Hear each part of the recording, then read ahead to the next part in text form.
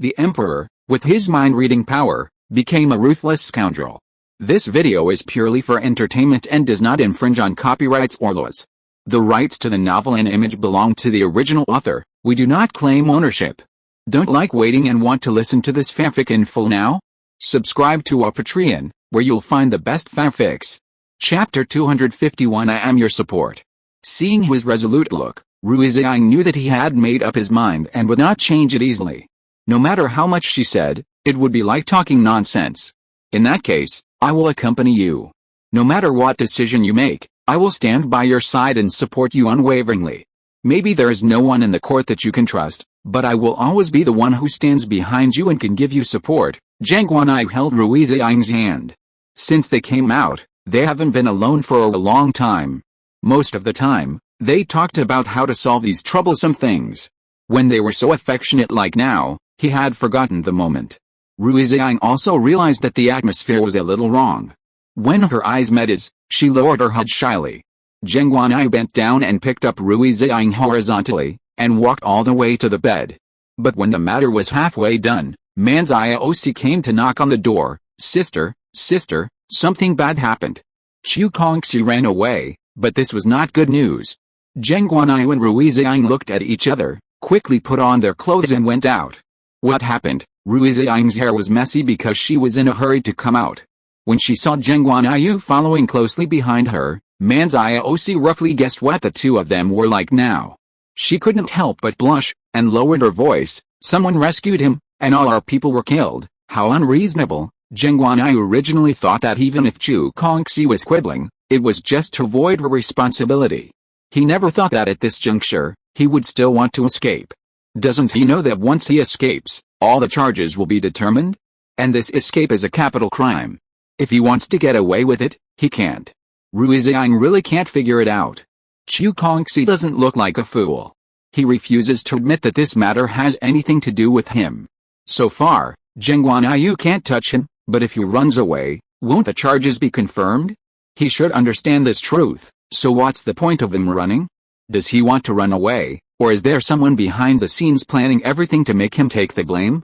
If it was just the first reason, Rui Ziying could only say that he was stupid, but if it was because of the second reason, then the person behind the scenes was their real opponent. Did he run away alone? Manzioc nodded, but then shook her head. He didn't run away by himself, he was rescued by someone. Rui Ziying frowned. If he was rescued by someone, then there was a great possibility that the second possibility was that the person wanted him to go out and take the blame.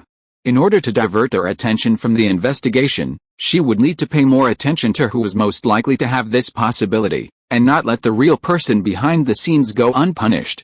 Call his wife. Soon Chu Kongxi's wife was brought over. She had just learned that her husband had been rescued by someone, and her expression was very complicated. For a moment, she didn't know whether to feel sad for herself or happy for her husband. Rui Ziying saw her thoughts and said directly, "This is not a good thing for your husband.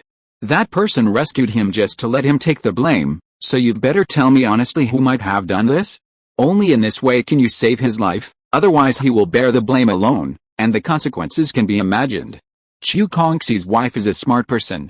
She probably has figured out the key to this long ago, so after hearing Rui Ziying's words, she quickly knew what to do. "My husband knows too many people, and I haven't met most of them, so I'm not sure who so many people are, but there is one person I know must be related to him." Rui Ziying stared at her silently, and Mrs. Chu Kongxi said, "You don't have to look at me like that. Every word I say now is serious, and there is no need to deceive you. My husband and I have been married for so many years, how can I ignore him? If he dies, then I don't have to live in this world. Women of this era are like this. Once a man is gone, they will not choose to live in this world." So Rui Ziying also believes that what Mrs. Chu Kongxi said is true. "Who is that person?" Geng Guanyu asked patiently. Although he was not surprised by such things, after all, there were many people who robbed the execution ground in the past. "He is my husband's boss, a fourth-rank official." The fourth rank is actually not considered small. Generally, people who can be promoted to the fourth rank, in addition to having a family background, are gifted, or are very old. But it is normal for a fourth-rank official to do such a thing. After all, humans always use the convenience of their positions to do things that go against the ordinary. If Chu Kongxi has this ability, Rui Ziying believes that he will do these things, but because of his low official position, he cannot meet this requirement at present. He can only be pushed out to block the knife. It's a pity that he miscalculated one thing. If this matter was handled by someone else, then that person might indeed fall into the trap, but Geng Guanyu and others are not so easy to fool, and they also know that there must be something else involved. Mrs. Chu Kongxi suddenly knelt down. Please, you must save my husband. I believe my husband is not that kind of person. He doesn't have the courage to do that. He is just a scapegoat pushed out by others for that kind of thing. You must find out the truth of the matter and give my husband justice. Rui Ziying glanced at her with a trace of sympathy in her eyes. She probably doesn't know that Chu Kongxi is actually involved in it, right? If he really didn't do anything, he wouldn't be pushed out as a scapegoat. Since he was pushed out, it means that he has become an abandoned child, and before that he personally participated in many things, but his use in them was not as great as they imagined. This is also one of the reasons why he became an abandoned child. If your husband really has nothing to do with this matter, then the emperor will naturally give him justice, but if he is also involved, then the punishment he deserves must be there. We will definitely do our best to find out the truth of the matter. Chapter 252. A good show. Mrs. Chu Kongxi nodded. Please, Rui Ziying and the others did not overly embarrass Mrs. Chu Kongxi. After all, she was also a victim in this matter. Of course, the law does not tolerate the masses. If Chu Kongxi was really involved in this matter, then his wife's ending would be similar to his. It is not that his wife is innocent and can avoid all disasters, or even stay out of trouble. That is impossible. If it was in the era when Rui Ziying lived, this might be possible, but it is different in this era. In this era, once one of them does something wrong, then it is very likely that the 9 clans will be executed. Only in this way can some people be prevented from making mistakes. Even if they do something against common sense, they must consider whether their families can afford the consequences. Rui Ziying and the others soon had their next goal. They were going to the next county. There is a 4th-rank official here. It can be said that the power of several nearby counties is not as great as his. Almost from the moment Rui Ziying and her group entered this place, they lived in the sight of others. Soon the official in the video got the news. Before Rui Ziying and her group entered the city, he had already laid out countless eyes here, staring at the people coming and going. As long as there are 1 or 2 people who are slightly unique, they will soon be noticed by him. Rui Ziying and her group are originally special. Although they are dressed in ordinary clothes, they are still easily discovered because of their extraordinary demeanor. However, Rui Ziying and her group came here with a purpose, so they didn't worry about the consequences of being discovered. They just wanted to find out who the person behind the scenes was. In theory, officials of the 4th rank are qualified to go to the court. Geng Guanyu is also very curious about who dares to do these little tricks under his nose, and whether there are officials higher than him involved. He was reported so early, so it seems that the official in this video is actually not much better, or he has done too many things that are harmful to right and wrong, and the people can't stand it. As soon as they entered the online group, they found a small inn with a sign saying that tea was free. Rui Ziying and the others walked over there without any hesitation. Waiter, give me 4 cups of tea. It's not that you say they want to take advantage of small gains, but they know very well that it is a trap set by the other party, and what they have to do now is to play along and fall into their trap. The waiter quickly brought them 4 cups of tea, and his attitude was very respectful. He did things in an orderly manner, obviously after professional training. He didn't look like an ordinary waiter at all, but more like a soldier. Geng Guanyu also noticed this, exchanged glances with Rui Ziying, and said casually, "Waiter, is there anything strange happening here? For example, drought?" But the waiter hurriedly said, "Hey, guest, we have a very good Guan Lao Ye sitting here, how could such a thing happen?" But he spoke too quickly and completely ignored Geng Guanyu's question. Geng Guanyu repeated what he had just said. "What I just asked you was whether there was a drought? Isn't this a natural disaster? Could it be that your Lord Guan has such great power to go against the heavens?" The waiter was obviously stunned for a moment, probably because he was memorizing the lines. This was too difficult for him, so he couldn't wait to perform and say the prepared words so that he wouldn't have to remember them anymore. But he completely forgot to listen to their questions clearly, and just blurted out the questions he had prepared in advance.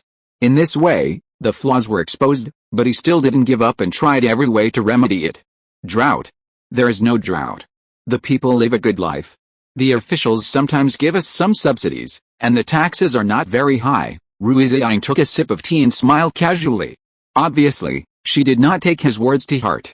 She just ordered, "We have traveled a long way and are a little hungry now. Please come up and eat with us. Anything is fine as long as you fill your stomach." It seems that this fourth-rank official is not as simple as imagined. At least he has absolute experience in acting according to circumstances. Rui Ziying and the others just arrived, and he prepared such a big show for them. It is really wonderful. After the waiter went down, the four people looked back and forth in the store. Sure enough, they saw a lot of strange people. Although they were all wearing ordinary people's clothes and pretended to eat normally, their gestures of holding teacups and the way they did it were different from ordinary people. The difference can be seen casually. Rui Ziying and the others had no intention of alerting the enemy. After the waiter brought out the food, they ate it with big mouthfuls, looking extremely hungry. After they had eaten and drunk their fill, they asked the waiter, "Do you have any place to stay? It would be best if it was cheaper. We didn't have enough money when we came out, so we probably can't afford a luxurious place." The waiter pointed to the site and said, "There is an inn over there. Go ask." "Thank you." Rui Ziying gave him a few more copper coins when she left, which was also a reward for him. The waiter watched them leave, tossed the copper coins in his hand, and then said to someone next to him, "Go and report to the master, the person he's waiting for is here." Soon the person next to him left, and the waiter took off his clothes, put on a military uniform, and left the tea house. It can be said that after Rui Ziying and the others left, the tea house was deserted and there was no sign of them anymore. But Rui Ziying and his team returned to this place less than a quarter of an hour after the waiter left. After seeing the scene here, Rui Ziying and his team were more certain that their every move was under surveillance by others. This is really interesting. When he knew that we were sent by the emperor, he was still able to target us so openly. It seems that this person's identity is not that simple. "Don't you have anyone to suspect?" Rui Ziying's eyes fell directly on Geng Guanyu. Chapter 253 Leniency for Confession. Geng Guanyu didn't know how to answer Rui Ziying's question for a while. Although there were not too many fourth-rank officials in the court, there were indeed not too few. It was absolutely impossible to say that there was no suspect, but to say that there was. He didn't dare to make random guesses. Because everyone could do such a thing, and once he made random guesses based on his own heart, he would probably be hostile to that person. Even if he knew that the person was innocent, he couldn't go back to the time when he trusted him before. Therefore, this situation was very unfavorable for him, so he wouldn't make random guesses. He just comforted her with one sentence: "No matter who the person behind this is, sooner or later he will surface and show his foxtail. Since he is on guard against me in every possible way, it can only mean that there must be something wrong with him. The more cautious he is, the more guilty he is." Show me that he didn't want to say anything, so he didn't ask any more questions. Thinking that every move was under the surveillance of others, it was a bit inappropriate, so his girlfriend took out a rain-making bomb that had been exchanged with the system in advance. Prepare to release it at night when no one is around. First, they made a rainstorm and let it rain for a few days. During these days, they could also wait for the situation of King Yanlin. After he sent the things over, it would not be too late for them to take new actions. Moreover, the people here were already short of rain, and it was time to improve their lives. When it was night, Rui Ziying saw that everyone was asleep, so she did not hesitate anymore and sneaked out alone. After running to a place where no one was, she released the rain-making bomb in her hand. At the moment when the sky lit up, Rui Ziying seemed to see fireworks. It had been a long time since she had seen such a scene. For a while, she actually felt a little nostalgic. In the past, fireworks and firecrackers could be seen every year during festivals, but now although firecrackers can be seen in this place, fireworks seem to have become a luxury. There is no possibility of seeing them at all. I don't know if it's because of the noise. Many people have gathered around to watch the excitement. Rui Ziying didn't want to attract anyone's attention, so she sneaked away when no one saw her. As a result, when she walked into a small alley, she saw a familiar figure here. "Why are you here?" Geng Guanyu said. "I saw someone sneaking out, and I was worried that you would be in danger, so I followed you from behind." Rui Ziying was still worried that Geng Guanyu would ask something, but the other party looked calm, as if he didn't see anything, and just said, "Go back, it's best not to attract anyone's attention. Safety is the most important." Rui Ziying nodded and went back to the inn with him. Mu Huanshan and Man Ziosi also woke up.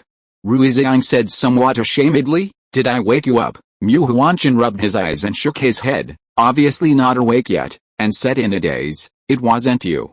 We just heard a loud noise outside and thought something happened, so we came to see, and then we saw something shiny flying into the sky outside the window, and we didn't know what it was." Man Ziosi said worriedly, "Could this be the method used by the fourth-rank official to drive us away? Why does it look like dynamite to me?" Rui Ziying couldn't help twitching the corners of her mouth. People of this era have not yet come into contact with real fireworks, and don't know the name of fireworks, so it is understandable that they suspect it is dynamite. In order to stop them from continuing to speculate, Rui Ziying explained, "It wasn't me who caused that motive just now. You guys go back and have a good rest." "It's supposed to rain heavily starting tomorrow," Mu Huanshan asked curiously. "Sister, how did you know that? Hasn't it rained here for several months? Could it be that you have become an immortal?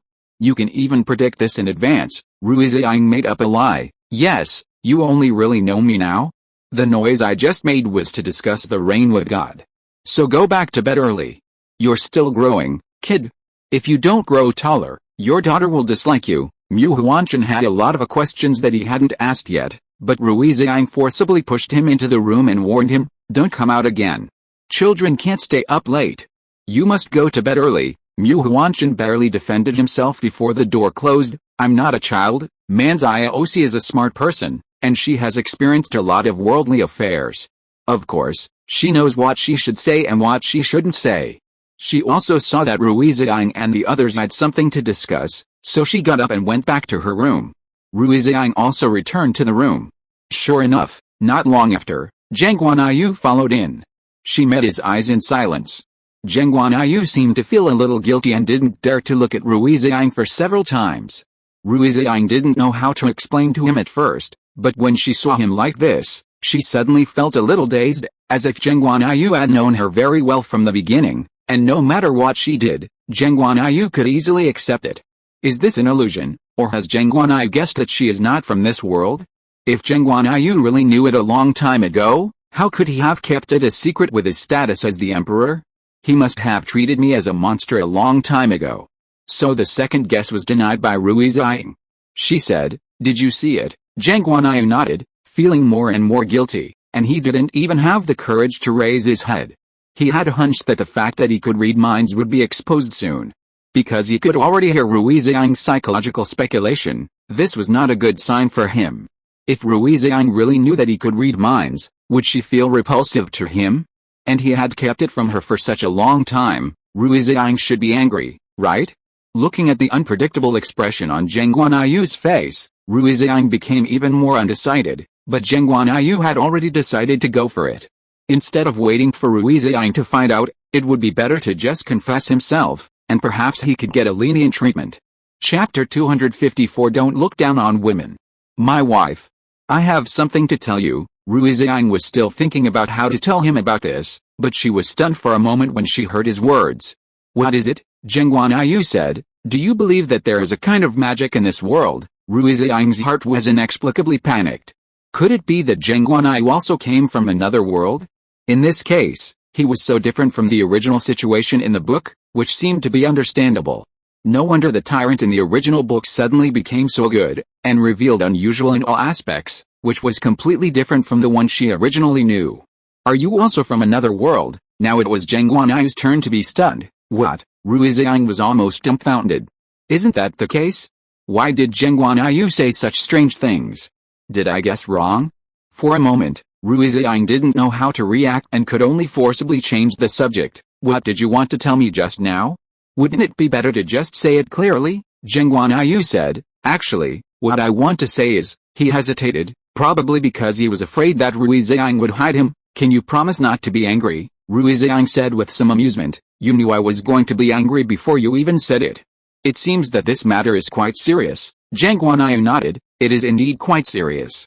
Maybe I should have confessed to you a long time ago, but this matter is too unbelievable for me, so I don't know how to explain it to you. I don't know if you will believe me after I tell you about this. What if you suspect that I am sick? Then it will be difficult for me to defend myself. That's why I haven't told you yet. But now after seeing what you have done, I know that we are actually from the same world.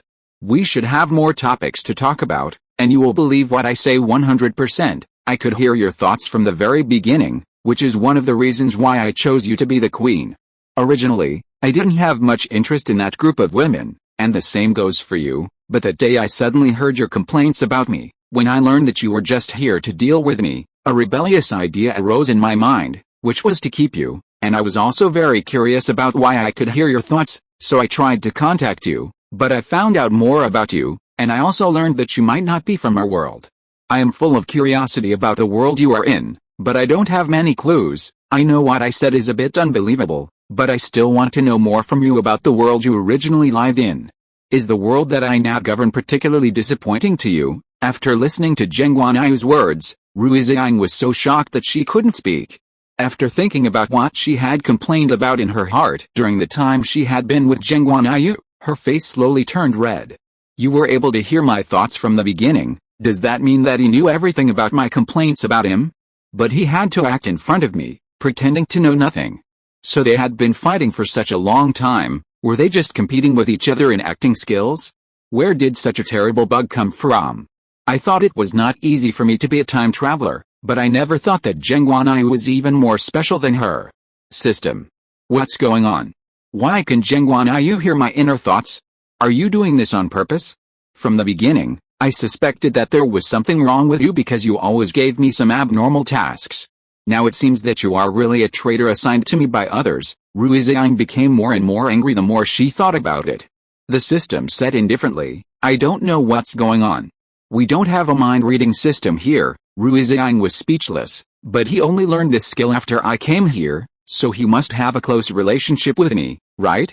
Shouldn't you be responsible? If it weren't for this bug in the system, such a shameful thing would not have happened to her. She has been complaining about others under their noses. Now think about how embarrassing it is. She suddenly realized a problem. If Geng Guanyu can read minds, then can he hear what she is saying now? Can he also hear the communication between her and the system? Geng Guanyu suddenly said, I can indeed hear your thoughts from the beginning, but this is not absolute, because I have tried. Sometimes I can't hear your thoughts, just like what you just said. I have never heard of your communication with the system, and I don't know what the system you are talking about is. Rui Ziying was about to collapse. It was outrageous to be able to hear these, okay? Does he want to hear more? Of course, the communication with the system is because you can read minds, and the system has a mental foreign language. They can't cheat for her, can't they cheat for themselves? If you can really hear everything, then wouldn't it be meaningless for you to come here? Originally thought that I came here to capture Geng Guanyu, but now it seems that I have become the one who is captured, and I have given birth to a child for her. Now think about it, I feel unbalanced, but things have calmed to this point. No matter how unbalanced it is, it's useless. She could only take a deep breath and force herself to calm down. Forget it, we both have thought about it anyway. I have been here for such a long time, let's just pretend that nothing happened. I am indeed dissatisfied with the matter under your jurisdiction. On the one hand, it is not as peaceful as the world I lived in before, and on the other hand, the world you live in looks down on women. This is because there is absolutely no such problem in our world. Although the men there are not weak, they never point fingers in front of women. Even when it comes to major events, men will especially respect women's ideas. They will discuss with each other how to do something, instead of the man acting on his own while the woman is completely unaware. Chapter 255, Praying for Rain. If men in our place dared to do this, they would have been beaten to pulp long ago. When Geng Guanyu heard this, he obviously misunderstood Rui Ziying's meaning. The women in your place seem to be more brutal. Are they all born with supernatural powers? Can they beat men into pig heads? Rui Ziying was amused by his serious look. It's not like that. It's just that men in our place respect women's ideas.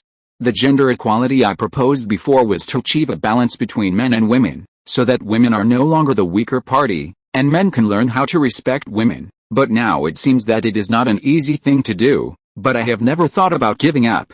When I go back, I will continue to stick to my own ideas and try my best to achieve a balance between men and women. If you support my idea, then come with me. I will let you see the prosperity of my world, but you are much better than before. At least you look like a human being. You don't know how useless you were before. When I think of your useless appearance before, I feel so disappointed. Geng Guanyu said innocently, "Why am I such a hopeless case? I have worked very hard to develop in the direction you want, okay? It's just that some things can't be achieved all at once, and it takes time." Rui Ziying nodded. "Of course I know it takes time, so I thought that if I can't achieve this goal in my lifetime, I will teach my child well and let him help me achieve this goal. Sooner or later, this era will become the era I live in, and gender equality will be achieved, and men will no longer discriminate against women." When she said this, Rui Ziying's heart suddenly sank. In fact, even in the era she lived in, gender equality could not be achieved. There will still be many inharmonious things happening, but that is only part of it, not all. She believes that as long as she wants, there is nothing she can't do. Now that the child has been born, she just needs to concentrate on doing what she wants to do in the future. Geng Guanyu suddenly reached out and rubbed Rui Ziying's head, and said gently, "Don't worry, although I don't know which era you come from and what your era was like, but as long as you want, I can promise you a prosperous life and try to make my place like your previous life." Rui Ziying smiled. Although she knew it was unlikely, she was willing to believe that Geng Guanyu could do it. Even if he couldn't compare with the era she lived in terms of development, at least he could catch up in terms of getting along between men and women. She really couldn't live a day like now when women were discriminated against. Go to bed early. If nothing unexpected happens, it should rain heavily for 3 or 4 days starting from tomorrow. During these 3 or 4 days, the opponent's actions will be restricted. We can also take advantage of these days to have a good rest. In the past half month, I feel that you have lost a lot of weight. When the rain is over, I believe that King Yanlin will definitely send us what we need." Geng Guanyu nodded. "I'm really curious about what you did here. Are you so sure that it will rain tomorrow?" Rui Ziying nodded and said mysteriously, "Didn't you say that you can hear my thoughts? Then why not guess what I did just now?" Geng Guanyu said, "I can only hear your thoughts, but it doesn't mean that I know what you want to do. What's more, there are some things I can't hear at all, okay?" Rui Ziying nodded thoughtfully. "Oh, I see. I thought you could hear everything. It turns out that you are also limited." "That's right. At the beginning, I also thought I could hear everything, but later I realized that I couldn't hear most things. I could only hear the things you scolded me about me. As long as it had nothing to do with me, I couldn't hear most of it." In this way, Rui Ziying could rest assured. At least the other party couldn't hear everything. Most of the things about him were when she scolded him. He didn't mind at the beginning, so there would naturally be no possibility of settling scores later. The next day, just as Rui Ziying said, it was pouring rain outside. There were fewer pedestrians on the street, and as a result, no one could be seen. After all, the current rain protection equipment is not very good. At most, there are only 2 oil paper umbrellas. If it is not necessary, who would be willing to go out in the pouring rain? Mu Huanchin saw Rui Ziying's expression as if he had seen a ghost, his face full of disbelief. "Sister, you are so thrifty, it actually rained." Man Ziying had the same expression. "Sister, have you learned how to pray for rain? Why is it that it really rains when you say it will rain?" Rui Ziying was a little amused by what the two of them said. "Did you think I had that ability just now? I just looked at the sky and thought it would rain, but who knew that God would be so obedient, and it really rained when I said it would rain." Mu Huanchin had no money and still held an attitude of disbelief. "Impossible, the sun was so bright yesterday, and it rained today when you said it would rain. There must be other reasons. Sister, just tell me, how did you pray for rain?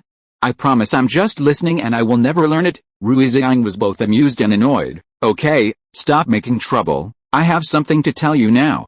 The rain is just a delaying tactic. We have already discussed it last night.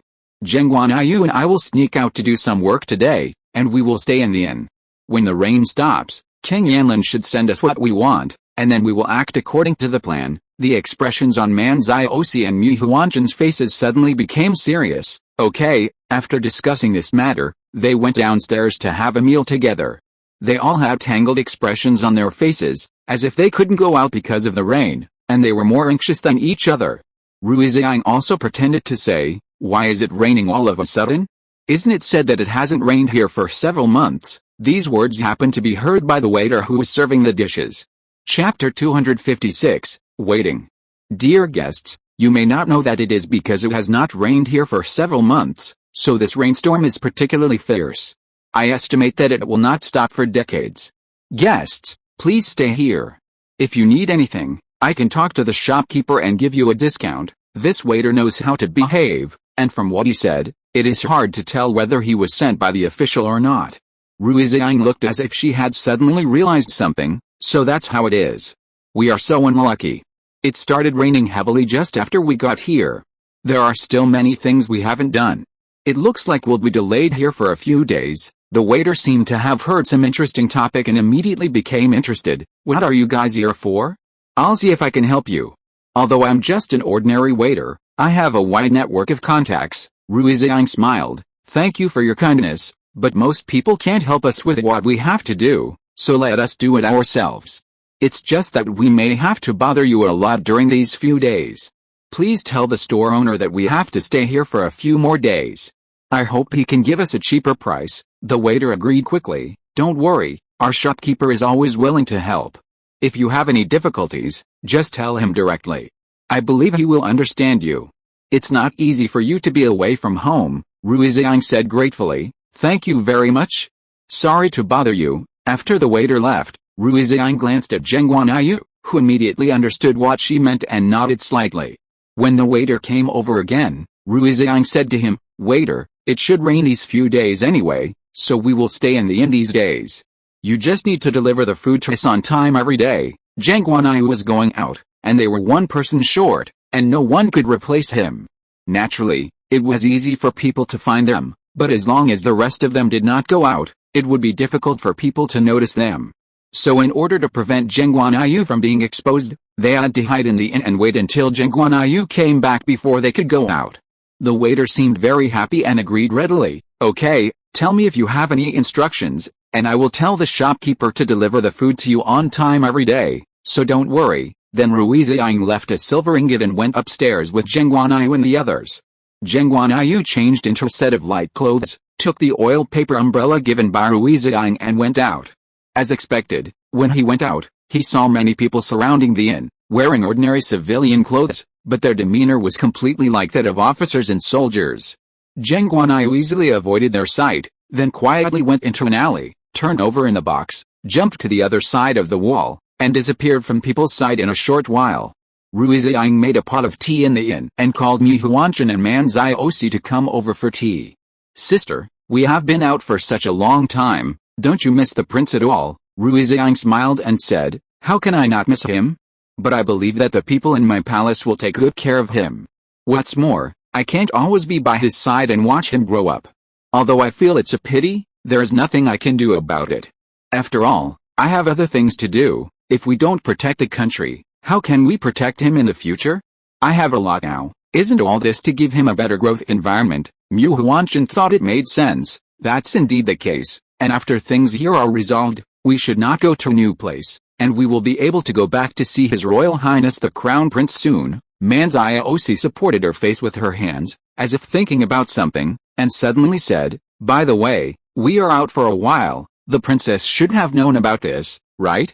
Although she doesn't come to our place often, she is the only one left in the entire backyard besides us. She must have heard some noise, right? Rui Ziying was not sure, and just said, maybe she knows, but since she has already stood on our side, as long as she has no problem with her brain, she will not publicize this matter. If she really publicizes it, it can only mean that she is just acting, and when we go back, Hongai will deal with her well. It depends on whether she has the brain to save herself. Manziosi said sarcastically, she should not be stupid. When she has been abandoned by her own country, she still wants to help them. Naturally, there is no benefit for her. If she is not really on the same side as us, then we naturally have reason to isolate her. After all, she is also a princess of a country. She still can't do such a stupid thing, although she said so. Manziosi didn't think so in her heart. If this princess is really smart, she will naturally not become a discarded child of a country. Since she has been abandoned, it is most likely that she is not smart enough in some way. Or she has other problems. Let's not talk about this unlucky topic. You should have a good rest. When he comes back, we will probably have other things to do. Remember, you two must not go out alone. There are so many eyes staring at us outside. Once they find a flaw, our action this time will be completely in the hands of others. Whether our plan can go smoothly at that time will be a very serious problem. I hope you two will not drag us down. Mu Huanshan and Man Ziosi both knew the importance of this action, so they comforted her and said, "Don't worry, sister, we know what to do." With their promises, Rui Ziying naturally felt relieved and waited for Geng Guanyu's return in the room silently. But this time, things seemed a little tricky. In a blink of an eye, half of the night had passed, but Geng Guanyu still had no intention of coming back. Rui Ziying was a little unsure, wondering if Geng Guanyu was in danger. If you're listening to this novel on a channel other than Fanfic World, it means they downloaded and uploaded it without effort. We cordially invite you to visit our channel, Mundo Fanfic Novelis. There you'll find the original version of this story and you can explore many other novels of various genres. We're waiting for you to immerse yourself in a world of incredible novels. Chapter 257 Uneasy. But she also knew that she couldn't help much. At this critical moment, she didn't know where Geng Guanyu had gone. If she went out to look for him casually, she would probably only cause more trouble. But as time passed, Rui Ziying became more and more unsure. If Geng Guanyu didn't come back, then there must be some accident, and this accident was something Geng Guanyu couldn't handle. She could only force herself to calm down and silently poured herself a cup of tea. However, her hand holding the teacup trembled slightly, revealing her nervousness. Rui Ziying forced herself to take a deep breath and tried to calm down. No matter what, she had to wait until Geng Guanyu came back. Although she guessed that Geng Guanyu's condition might not be very good, if she lost her composure in advance before knowing the situation, she would not be herself. Mu Huanshan and Man Ziosi came to her room almost at the same time. "Sister, haven't you come back yet?" Rui Ziying shook her head. "Not yet, but I believe nothing will happen to him. After all, they are so powerful that they can turn danger into safety no matter what kind of situation they encounter. We just need to wait patiently. If he doesn't come back tomorrow morning, we will discuss whether to go out and inquire about the situation." Mu Huanshan and Man Ziosi's faces were no longer painful, and they showed anxious expressions, but they were willing to believe what Rui Ziying said. Moreover, Geng Guanyu was indeed very powerful among the four of them. Even if he acted alone, there would be no accidents. If there really was an accident, it would be impossible for it to be so quiet outside without any movement. It might just be because of other reasons that delayed time. Although they agreed to come back in the second half of the night, if something unexpected happened, it would be understandable to delay a little time. "Then we will stay here with you and wait." Mu Huanshan was still worried that Rui Ziying would have wild thoughts. He thought that if the two of them stayed, it might alleviate Rui Ziying's wild thoughts. Rui Ziying nodded and did not refuse. Their request to stay was clearer. The two of them were actually worried about themselves, so they said these words. "Are you too hungry? I'll go prepare some food for you. Instead of sitting here and waiting for death, it's better to move around than do something else, or relieve the psychological worries." Man Ziosi shook her head. At this critical moment, who would have the mood to eat? Almost 3 people were worried about Geng Guanyu's situation. Rui Ziying even guessed all the possibilities, and then kept her eyes open until dawn, but Geng Guanyu showed no signs of coming back, which made Rui Ziying feel more and more uncertain. Geng Guanyu was not the kind of person who didn't keep his word. Since he promised to come back in the second half of the night, it didn't make sense. Rui Ziying couldn't do it anymore when he didn't come back at dawn. "Let's go out and find out the situation." The other two nodded naturally, and roughly guessed what might have happened to Geng Guanyu. Then they were just about to go out when a group of soldiers suddenly ran in from outside. They were wet with rain and were obviously aggressive. Just when Rui Ziying and the others didn't know what the other party was going to do, they suddenly lined up in 2 rows, leaving a path in the middle, and Geng Guanyu walked over from the middle. The moment he saw Rui Ziying, a relieved smile appeared on his face. Rui Ziying breathed a sigh of relief for no reason, but she felt a little angry in her heart.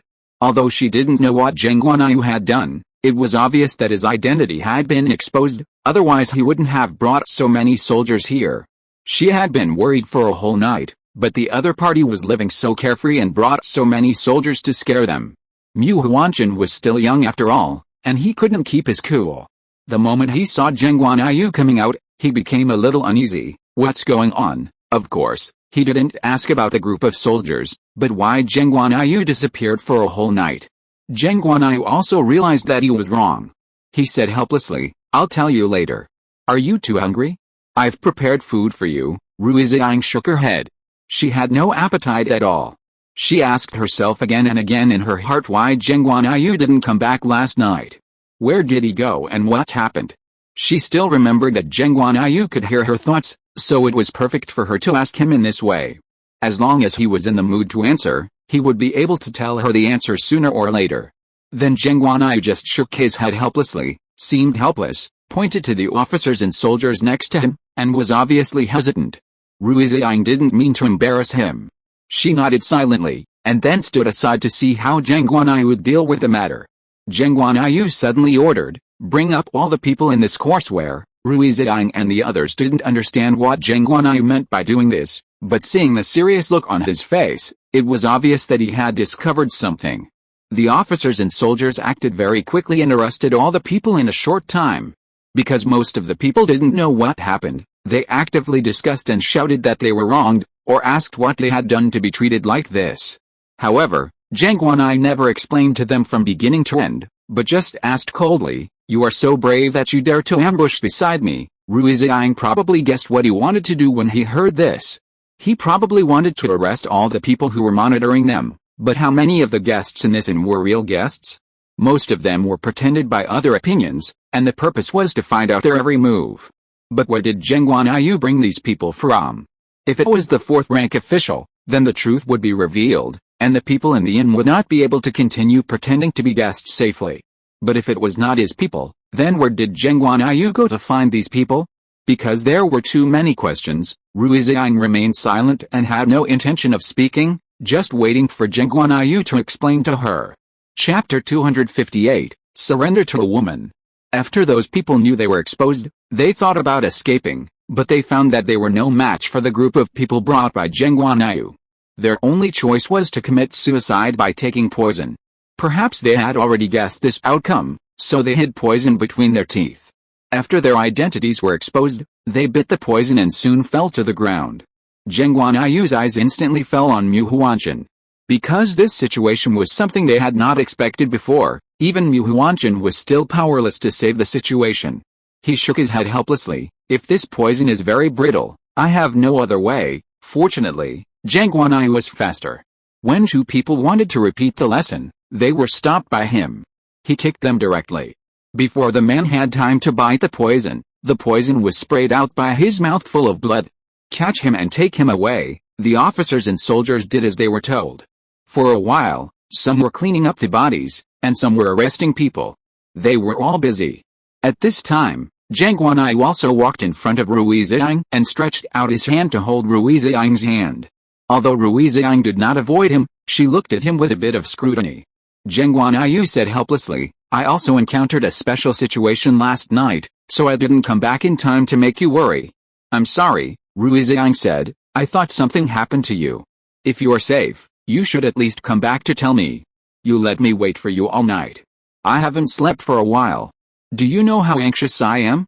I thought you were arrested by them, do you know?" Geng Guanyu felt more and more guilty after hearing Rui Ziying's words. Although he guessed that Rui Ziying might be worried about him, he never thought that Rui Ziying would worry to this extent. After all, in his opinion, Rui Ziying has always been the type of heartless person.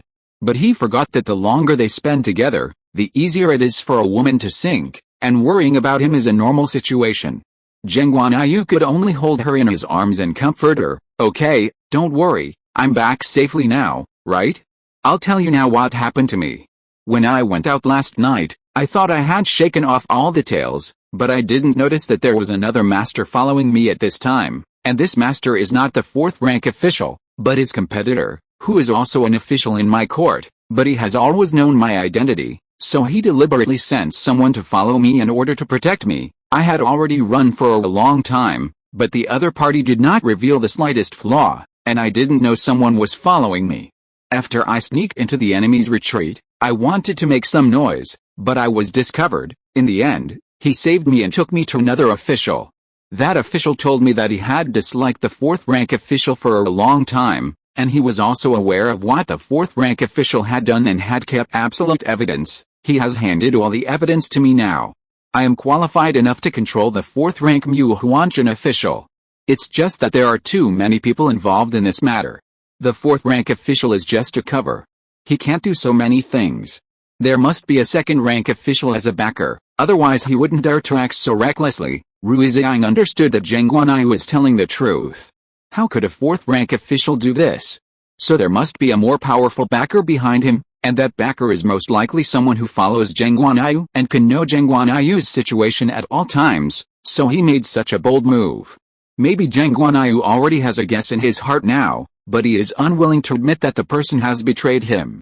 He wants to wait until he returns to the palace to check it carefully. Rui Ziying was full of sympathy for Geng Guanyu for a while. The people he trusted around him betrayed him one after another. This is also a big blow to him. But what can he do? Even if you can't accept this fact, you have to accept it. Escaping does no good to anyone, let alone Geng Guanyu. He has more important things to do. After seeing the true colors of these people, he carefully examined his own problems.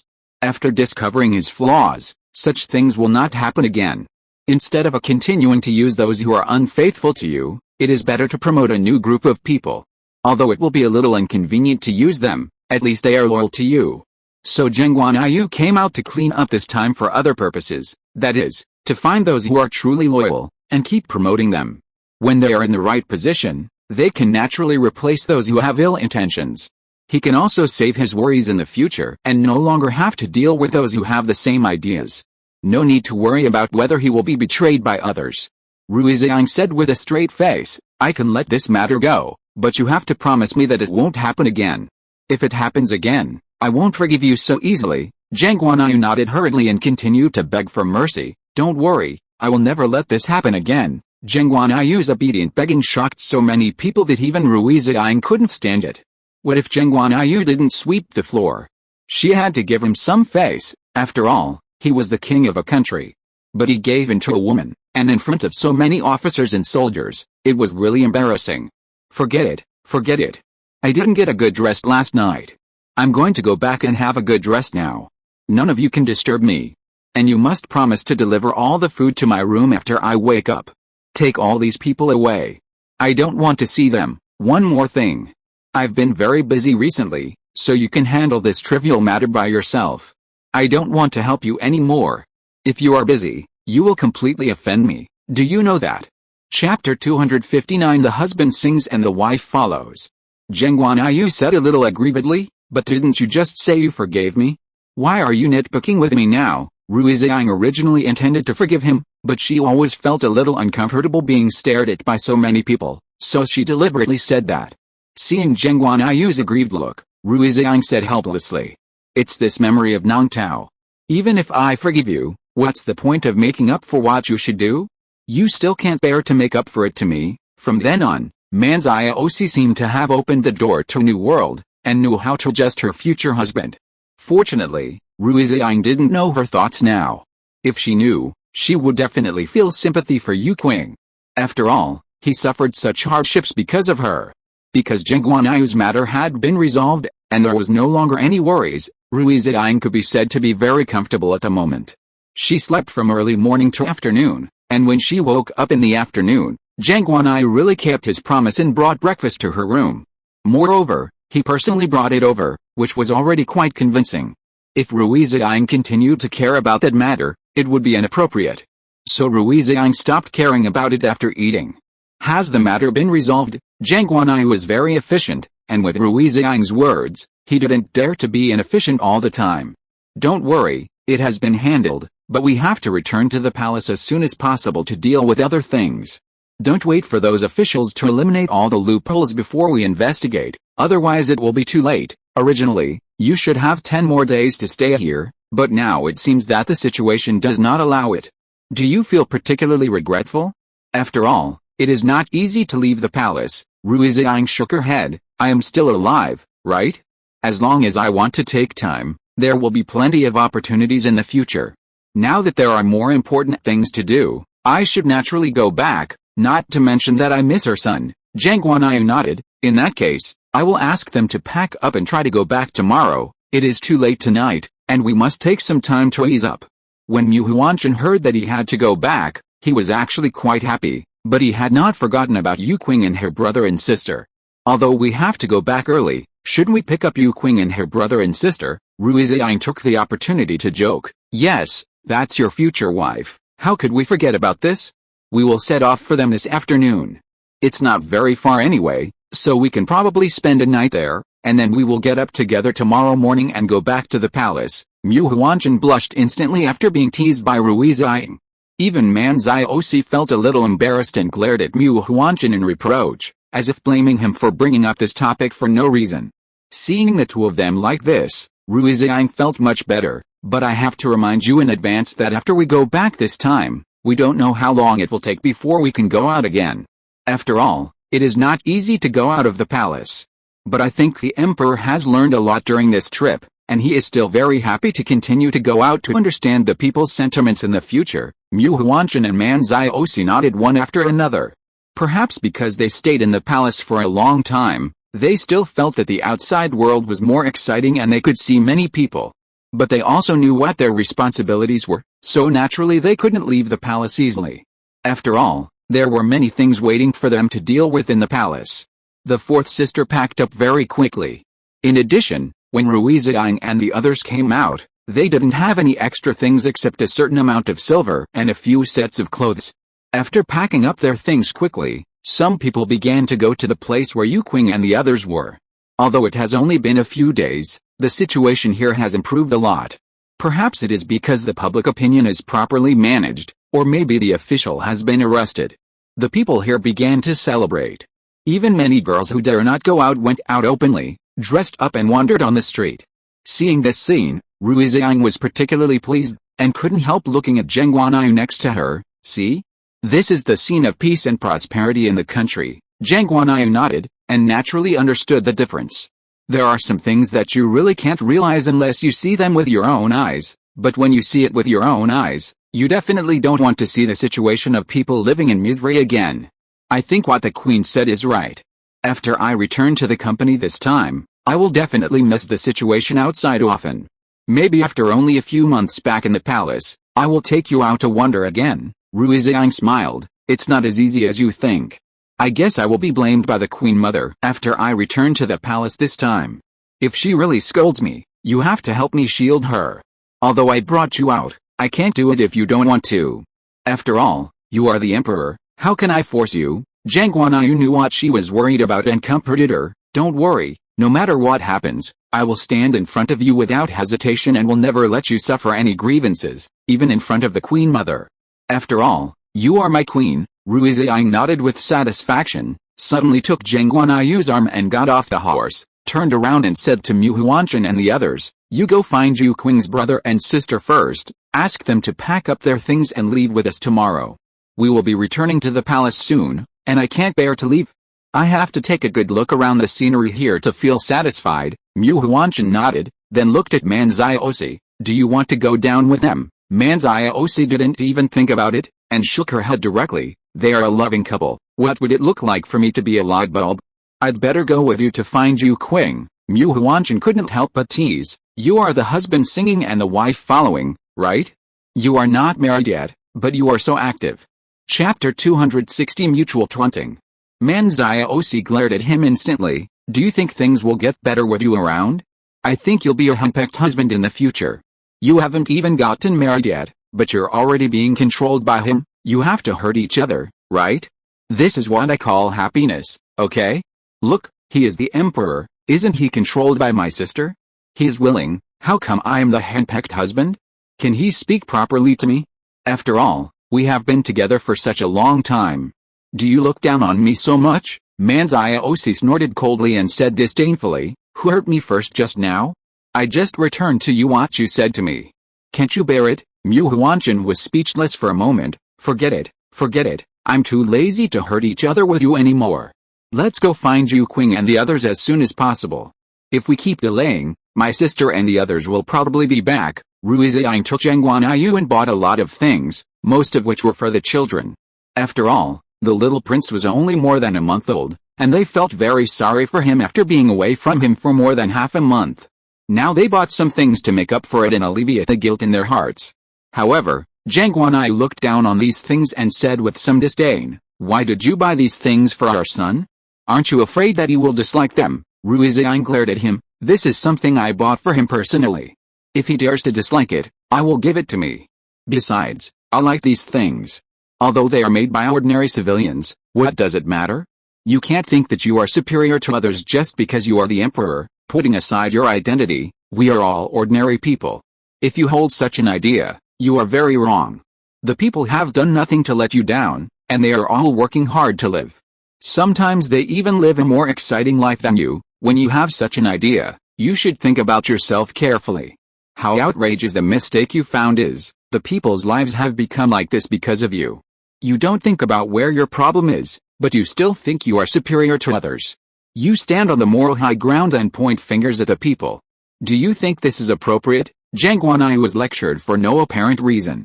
He felt a little embarrassed for a moment and could only reluctantly defend himself. Don't be like this. Can you at least give me some face?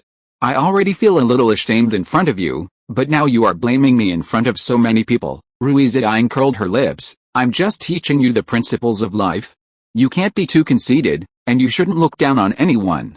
The fairest thing between people is that everyone has only one chance to reincarnate. Although reincarnation is a technical job, and you have done a good job, but in essence, after you lose this position, you are just an ordinary person. Everything you have now is given to you by your parents and has nothing to do with you. When you own the world with your own efforts, that is your real strength. Geng Guanyu finally realized that he could never be Rui Ziying's opponent. He could never beat Rui Ziying at all. Every time, the other party would tell him a lot of truths that he couldn't even understand. He could only kneel down and beg for mercy. All right, I know I was wrong. Please stop talking. Please just continue buying. I'll pay for it anyway. No matter what you buy, I won't have any complaints, and I can also contribute my guards to help you carry your things. Rui Ziying was finally satisfied, perhaps because she was an employee who was about to return to the palace and would definitely not be able to hang around anymore after returning, so she bought things out of revenge, and bought almost everything she liked, and she wanted to move the street into the palace, as if only in this way could she justify herself for coming out this time. Most of us came out this time to investigate a case, so we didn't have time to go shopping properly. After shopping, we thought we could stroll around and buy some things from Zinai on the way back. Now it seems that we are still in a hurry, for fear that we will stay here for too long and delay our return trip. Geng Guanyu also felt very sorry for Rui Ziying and could only say, when I have time in the future, I will definitely take you out for a walk. You can buy whatever you want. Rui Ziying was particularly disgusted with this. Stop making empty promises to me. I won't believe you at all. What do you mean by making empty promises? I didn't. I'm telling the truth. When I have time in the future, I will definitely take you out for a walk, Rui Ziying said with great disgust. Then when do you think you will be free? When you are really free. I'm afraid you will have forgotten about this matter completely, right? So wait until the day when you can keep your promise and then say this to me. No matter how much you say now, I won't believe it. Geng Guanyu knew that if she said more, she would only annoy Rui Ziying, so she could only follow behind her silently and continue to help her carry things. She didn't dare to say a word. After Rui Ziying bought enough things she wanted, it was dark when she went back. The 4 or 5 guards following behind her all helped her carry things, and they were almost covered with various items. Even Mu Huanchan and Man Ziosi couldn't help laughing and crying when they saw this scene. Sister, you bought too much? You made these 4 good girls look like this. It can be seen that they are very hard now. Rui Ziying also understood that shopping with a woman is a very troublesome thing. It is not easy for a man to have a certain amount of patience in this regard. She glanced at Geng Guanyu who was following behind her. Are you tired? Rui Ziying was just concerned about her normally, but Geng Guanyu immediately became very energetic. He thought Rui Ziying wanted to make trouble for him, and immediately set a certain example for the guards behind him, shaking his head like a wave drum. Not tired, not tired. If you want to go shopping, we can continue shopping now. It's my blessing to be able to accompany you shopping. How could I feel tired? Chapter 261 Return Trip with Multiple People. Seeing his cowardly look, Rui Ziying couldn't help laughing. I don't mean anything else. I just care about you normally. If possible, why don't we go out for a walk after dinner? I haven't been to the night market outside the palace yet. Geng Guanyu really hated himself. He just spoke and walked too fast. In fact, he was really tired now. He didn't feel so tired when he just dismantled it before. Although I am a little bored, at least I don't have to suffer like now. It's okay to follow diligently, but I have to be on guard all the time to avoid angering Rui Ziying. If Rui Ziying was really angry, the other party would definitely deprive him of his face without hesitation and beat him up. He had already imagined that scene, so naturally he didn't dare to easily anger the other party. How about we take a good rest tonight? We have been very tired from the journey. I will accompany you next time you want to go shopping, okay? We can sneak out without being discovered by anyone. Seeing Geng Guanyu's humble appearance, Rui Ziying didn't want to embarrass him anymore.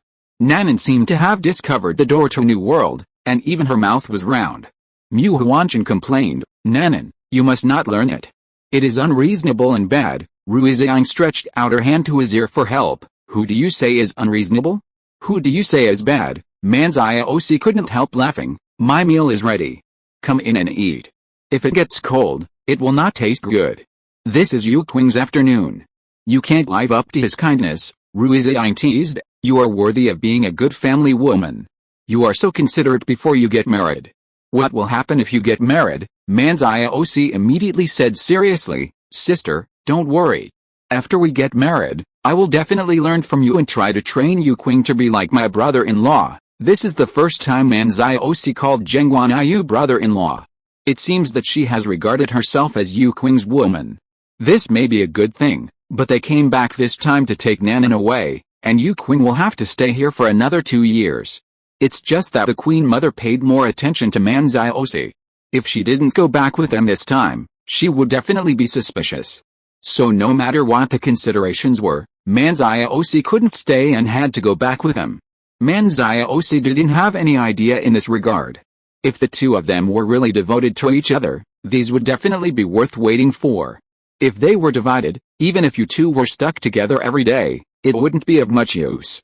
Yu Qing wanted to pack the luggage when he saw Geng Guanyu and the others coming back, but Geng Guanyu held him back. "We are all so familiar with each other, you don't have to be so polite, and there's nothing to pack. I heard that you prepared food for us. We are hungry, so bring the food out and we will eat outside." Yu Qing hurried to do it, almost without any hesitation. Manzioc and her husband followed suit and went to help.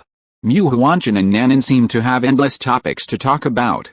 They squatted in the corner and talked about how they went out this time. Nanan listened with great interest, her eyes full of envy and expectation, and a hint of admiration. And it was this hint of admiration that made Mu Huanchan feel particularly satisfied. Seeing Nanan's eyes full of doting, he became more interested when talking about their past. Yu Qing's cooking skills were pretty good. Because his living conditions had improved a lot, he prepared a large table of food. It was no longer like before when he couldn't even get a suitable table for eating. He also specially prepared 2 pots of good wine, one for him and Geng Guanyu. Because Mu Huanchan was relatively young, he was not prohibited from drinking. He complained bitterly, "Don't be like this with you. I'm obviously an adult, but you still treat me like a child. You even strictly forbid me to drink. Besides, I'm a doctor and my medical skills are so good. What's wrong if I drink a little? I can sober myself up," Rui Ziying said. "This is all for your own good. It's because you are a doctor that you can't drink. If something unexpected happens among us, we are still counting on you to save lives. What if you drink too much and affect the treatment? Would that lead to disaster?" Mu Huanchan found that he could not understand what Rui Ziying said. He could only take a sip of the tea that Nanan had just poured. Nanan didn't want him to be sad anymore, so she comforted him. "You don't have to worry too much. When you grow up, you can drink as much as you want. And what my sister said is right. If any of us has any accident, you are a doctor, and we will put all our hopes on you." Mu Huanchan thought it would be better if she didn't explain. Once she explained, he felt even more sad. After all, Nanan is still a little girl, but now she has to comfort herself. "Is this reasonable?" "Don't comfort me," Rui Ziying said with a smile. "You don't have to care too much about your age. We envy your youth. After all, I didn't have such glory when I was a child." Mu Huanchan hesitated to speak, and finally couldn't help but say, "But when you were my age, you must have been married, right?" Rui Ziying glanced at Geng Guanyu instantly, with some complaints. Geng Guanyu said, "It seems so." Then he was kicked by Rui Ziying for no reason. But he had long been accustomed to this situation, so naturally he would not say anything. He just felt a little aggrieved. After dinner, Yu Qing took them back to their respective rooms. Geng Guanyu shamelessly stayed in Rui Ziying's room and was unwilling to leave. No matter how the other party rejected him, it was useless. He also said very aggrievedly, "This time we went out, we all slept separately. We haven't slept together for a long time." Rui Ziying rolled her eyes at him. "Say it again." Nanan went to bring tea to Mu Huanjun in the middle of the night. Man Xiaoxi next to her happened to hear the noise and couldn't help but teasing, "Nanan, it's a bit too unkind to cook for yourself. If you want to send it, you should send it to all of us together." Chapter 262 I love you so much? Nanan was still young after all, and after being teased like this, she soon blushed and left with her face covered. Mu Huanjun said, "Why are you teasing her for no reason?" Man Xiaoxi found it very interesting. "I was just joking. How can you value women over friendship? Has it been easy for us to get here? I just teased your future wife, and you talked to me in this way." She pretended to be angry, but in fact she didn't care at all. She just wanted to tease Nanan, but who knew that the girl was so shy and was scared away by her words. Mu Huanjun said with a smile, "How could I value women over friendship? But Nanan is still young after all. She definitely can't see that you were joking just now." Rui Ziying and the others also heard the noise and came out one after another, asking what had just happened. Man Xiaoxi told her what had just happened and accused Mu Huanjun of valuing women over friendship. Mu Huanjun said innocently, "How could I value love over friendship? It's clearly her who is wrongly accusing me." She scared Nanan away, and now she's still crying thief. Rui Ziying soon learned what happened, and she was a little amused. "You two should stop making trouble. Go to bed early. You still have to travel tomorrow. Nanan is really devoted to you. She cooked for you in the middle of the night. I'll confiscate it." Rui Ziying took the tea and cakes from Mu Huanjun's hand without hesitation and went back to her room. Geng Guanyu followed in. "This is the fun of the young couple. Why are you robbing it?" Rui Ziying rolled her eyes at him. "Don't you understand? What I don't have, others can't have it either. Not to mention that Mu Huanjun calls me sister all the time. Do I need a reason to confiscate his things?" Geng Guanyu didn't have any words to refute for a while, and even felt that what Rui Ziying said seemed to make sense.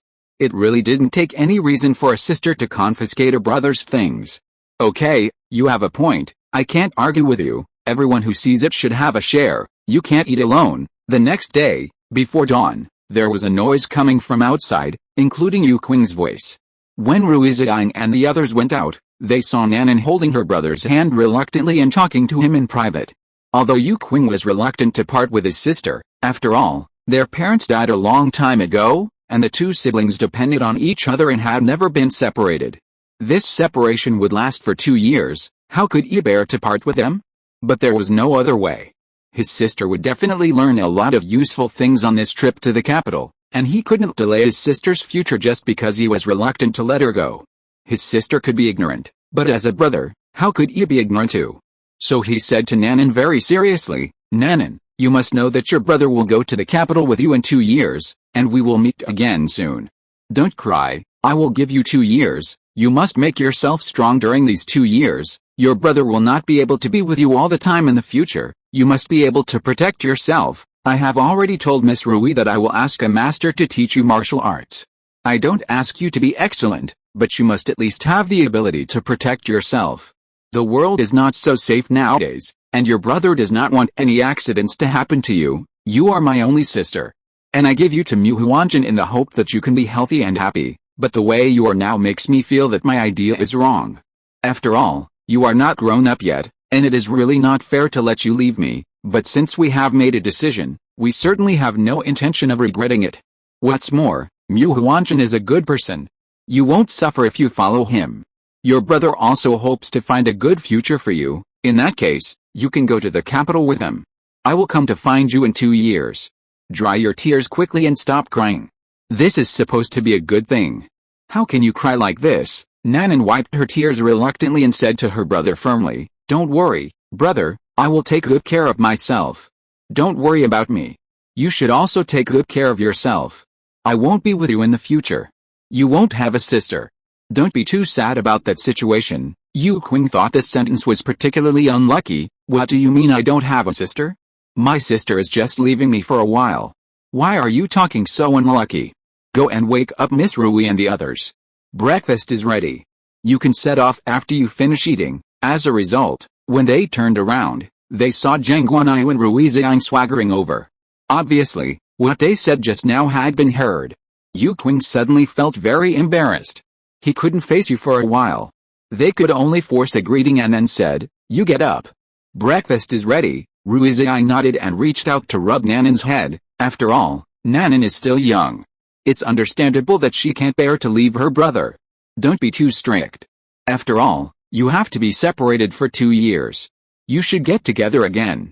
It will be difficult to see you again in the future. When you meet again, Nanin will be a big girl. You will definitely not be able to stick together as often as you do now. Yu Qing actually understood that he couldn't bear to leave his sister in his heart, but what other way could he have? He had a heavy workload in the past 2 years and had no time to take good care of his sister. Instead of letting his sister suffer by his side, it would be better to send her to the palace to learn new things. When they meet, both of them can become better. The parents in the underworld will definitely feel very relieved when they know it. Today's breakfast was very rich, and almost everyone knew that they were satisfied. Except for Nanin, who was not in a good mood. Everyone else's faces were full of smiles. I originally thought that Nanin would cry miserably when she left, but in fact, the situation was completely different after she got on the carriage. She was full of curiosity about the outside world and chattered all the way. She asked about the situation in the capital and whether there were any strange customs. She was worried that she would be embarrassed if she went there, and she was also worried that she would not be able to fit in with the atmosphere among those young ladies. Chapter 263. Let the imperial concubine pretend to be sick. Rui Ziying found it a little funny to see her like this. She was indeed a little girl with simple thoughts. Manzai said, "Nanin is like me in the past.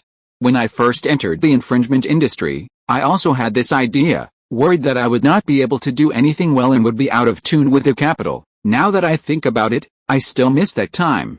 At least I didn't have any bad intentions at that time, and I didn't know that there was such an evil side in the capital." Nanin asked curiously, "Did Sister Ziosi also enter the capital later? I thought you were from the capital at the beginning." Manziosi shook her head. "I'm not, but Sister was from the capital at the beginning, so if you have any questions, you can ask her." This question was thrown directly to Rui Ziying.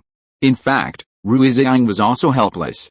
After all, she came from another world and didn't know much about the situation here, although the original owner was famous in this era. But it had nothing to do with her, and she didn't know much about the capital. Nanin looked at Rui Ziying with admiration. Just as she was about to ask a question, she heard Geng Guanyu say, "Women in the capital are not allowed to go out of the main door or the second door. How can we know what the rules of that place are? All we know are some rumors in the aristocratic circle." Nanin's face showed obvious disappointment. "Is that so? Then do I have to stay at home when I go there?" Manziosi immediately said, "Of course not. You are different from us. You are not a lady from a wealthy family. You can do whatever you like. I believe that the emperor will allow you to leave the palace at will." Nanin was particularly self-aware about this aspect. "Sister Man, you don't have to comfort me. I know that there are more rules here. My brother specifically told me that after I come here, I must listen to you and abide by the rules. I must not be as willful as before. And I also know that the emperor will never allow me to leave the palace at will. After all, it is not against the rules." Geng Guanyu lifted the curtain and looked outside the carriage. After hearing this, he looked back at her and said, "If you want to leave the palace at will, I believe the emperor will allow it. It's just that it's not very safe outside the capital. I guess someone will be sent to protect you. After all, Yuzhen handed you over to us. We must ensure that you are safe and sound, and absolutely no accidents will happen to you." Nanin's status is no different from that of a group pet. At least the 4 people in the car are all taking good care of her. I believe that after arriving at the palace, Nanin will definitely be loved by everyone. Along the way, Nanin was full of curiosity about her destination. The carriage drove all the way into the capital. Just when Nanin was curious about where they were going to get off, Geng Guanyu suddenly said, "King Yanlin has sent someone to pick us up." Although Nanin didn't know who King Yanlin was, she was immediately curious because the person who could be called a king must be a brother to the emperor. "What are your identities? How can the emperor's brothers come to pick you up?" Rui Ziying couldn't help but smile after hearing this question. Her eyes fell directly on Geng Guanyu, and she pointed at him and said, "The emperor you mentioned is sitting next to you now. Isn't it normal for his brothers to come to pick us up?" Nanin widened her eyes in shock. her face full of disbelief, like a deceived child, shaking her head and saying, "No way?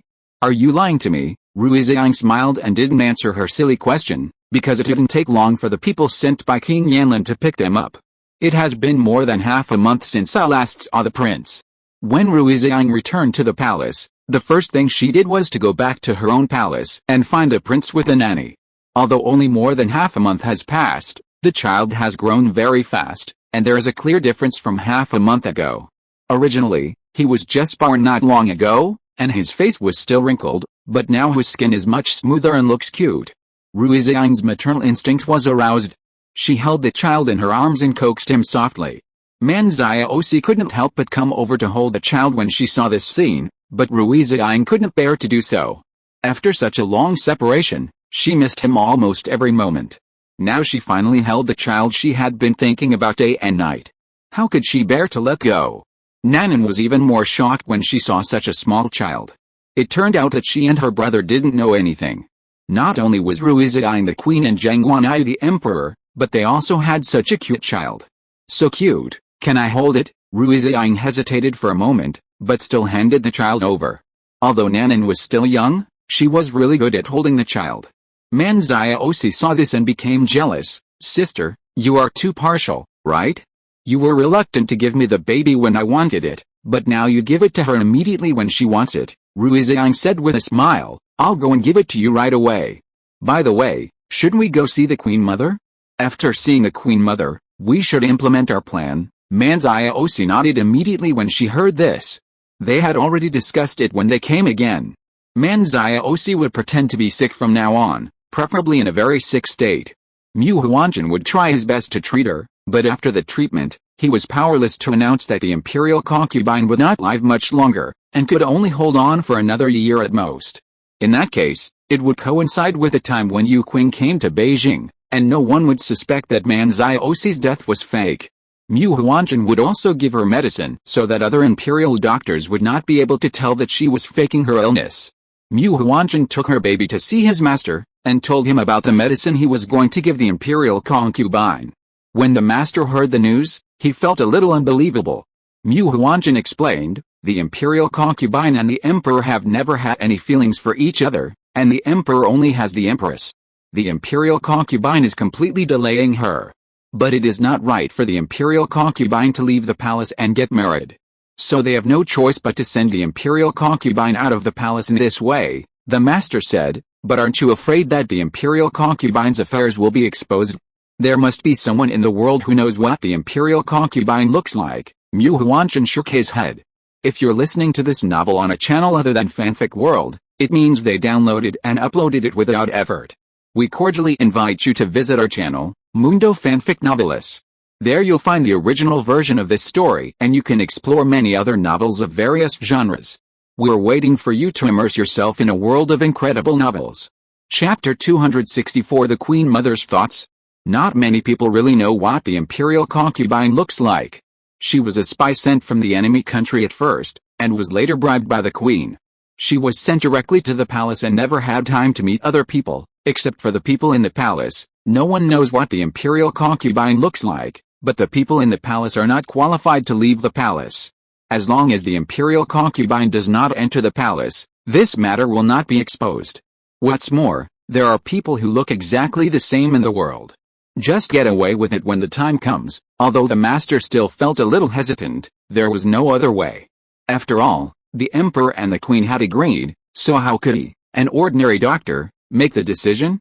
The only thing he could do was to help his apprentice analyze what kind of medicine would be more appropriate, which would not harm the imperial concubine's body, but also allow the imperial concubine to pretend to be sick, and successfully deceive other doctors without revealing any flaws.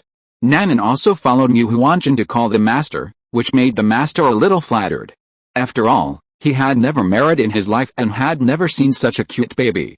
He was also happy for his apprentice. It is not easy for a person to find someone he likes in his life. It is even more rare for two people to be in love with each other. So once you have such a blessing, you must know how to cherish it.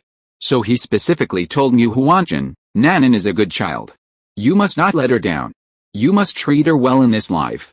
She met you when she was so young, and she will almost only know you as a man in her life. If you let her down, her family will be very sad, Nanan said. Except for my brother, I don't have any family, the master said more seriously. She has no family, you should treat her well. It's okay, Nanan, we will be your family in the future, Nanan nodded excitedly. She didn't expect that she and Mu Huanjun were the same kind of people. She originally thought that when she met his family, the situation would become very complicated, but now it seems that things are much simpler. And his master is not dissatisfied with himself. This is the best. Rui Ziying and Man Ziosi brought a lot of precious items to see the Queen Mother. Perhaps because she hadn't seen them for a long time, the Queen Mother didn't give them a cold look, but said very kindly, "Why didn't you bring the prince with you?" Since the prince was born, the Queen Mother didn't dislike the Queen so much. In fact, because Rui Ziying gave birth to a prince for the Emperor, she looked at Rui Ziying with a little more kindness, as if an elder looked at a younger generation. Rui Ziying explained, "The prince just ate and went to sleep, so I didn't bring him here. Let's let the maid bring him here when he wakes up." The Queen Mother didn't force it, but said to Man Ziosi, "The imperial concubine should have children for the emperor as soon as possible." You and the queen entered the palace together. The queen's child has been pregnant for more than a month, but there is no movement on your side. This can't go on. Man Ziosi was a little embarrassed. She and the emperor didn't have any real relationship, so how could she get pregnant? But she still said respectfully on the surface, "Yes, I will definitely try my best to give birth to a child for the emperor as soon as possible." In this way, the Queen Mother was naturally relieved, but because of her old age, her health was getting worse and worse. After chatting for a short time, she felt very sleepy and could only send Rui Ziying and the others away in a hurry, and also ask someone to send some gifts to the prince. On the way back, Man Ziosi said, "Actually, if you think about it carefully, the Queen Mother is very good to me. Since I entered the palace, she has never treated me badly. She even always wanted me to have children for the emperor. It's just that this has become an impossible fact. The queen once said that seeing me was like seeing her granddaughter who was still alive. If I were sick, the Queen Mother would be very worried, right?" Seeing her reluctant look, Rui Ziying couldn't help but sigh and took her hand. "There is no other way. You can't stay in the palace all your life. The Queen Mother doesn't have many years to live. When you want to get married in a few years, it won't be that easy." Man Ziosi certainly understood this. Although she felt a little sorry for the Queen Mother, she didn't change her mind. "I understand, sister. I won't give up. But recently, I still want to spend more time with the Queen Mother. Can I implement our plan in a month?" Rui Ziying agreed. Anyway, it didn't matter if it was a month later. It was just that Mu Huanjun was going to travel, so he had to move the plan forward. After all, he couldn't delay his determination to cure diseases and save lives. Nanan was full of curiosity about everything in the palace. Mu Huanjun had been accompanying her around the palace for the past few days. Finally, Nanan's arrival attracted the attention of the Queen Mother. The Queen Mother wanted to see Nanan. Everyone was on high alert. After all, the Queen Mother rarely appeared, but once she appeared, something would definitely happen. I don't know if she would make things too difficult for Nanan. Is the Queen Mother very fierce? Seeing Rui Ziying and the others looking on high alert, Nanan really didn't understand what was so scary about the Queen Mother. Although she knew that the Queen Mother was the most powerful person besides the Emperor, followed by the Empress, after staying in the palace for a few days, she found that the palace was not as complicated as they imagined, and it was even easy to get along with. However, one thing that Nanan didn't know was that the reason why her life was so good now was entirely thanks to Rui Ziying and the others.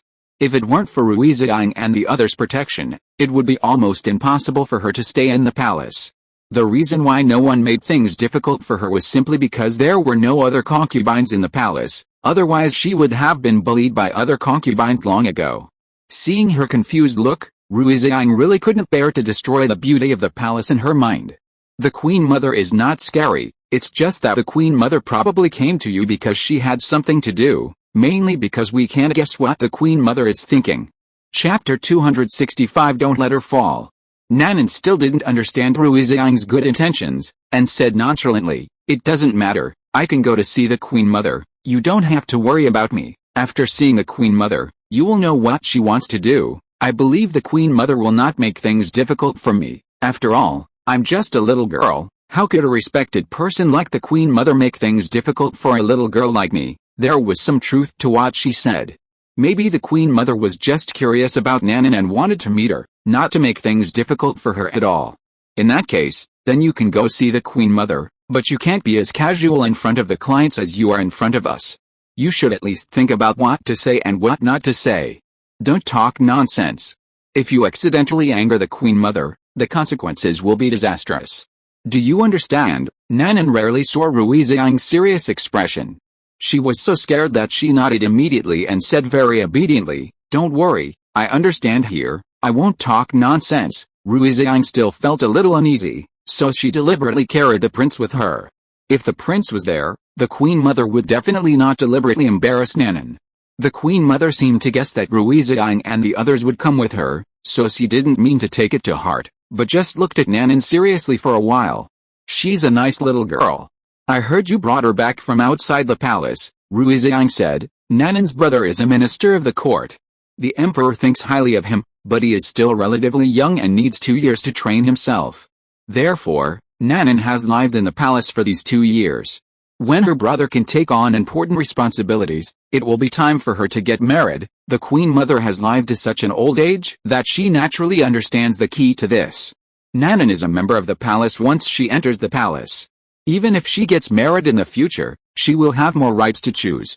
From this point, we can see how much Geng Guanyu thinks of Yu Qing. Although the Queen Mother does not know what kind of person Yu Qing is, she knows what kind of person the emperor is, and that is enough. She believes that the emperor will never joke about state affairs. Since she can be valued by him, it must be that Yu Qing has something to show for it. Her brother is actually a loyal minister who has shared the country's worries. There is no big problem for him to live in the palace for 2 years. "Queen, you can make the arrangements. Bring the prince here." Rui Ziying naturally did not dare to refute anything and obediently carried the prince over. When the Queen Mother saw this grandson, she felt something was different. It is said that grandchildren are closer than grandchildren. Even if she is the Queen Mother, she cannot escape this point. When the child cries, she gently coaxes him with a look of heartache on her face. When the child stops crying, she takes all kinds of cakes to coax and amuse him. This scene is so harmonious that it can't be too harmonious. Nanan feels more and more that the Queen Mother is not that difficult to get along with. At least she does not make things too difficult for her. However, before going back, Rui Ziying still warned, "The reason why the Queen Mother is so good to you now is only because of your brother. She loves the whole family because of her. But I have to warn you in advance that everyone in the capital has their own ideas and purposes.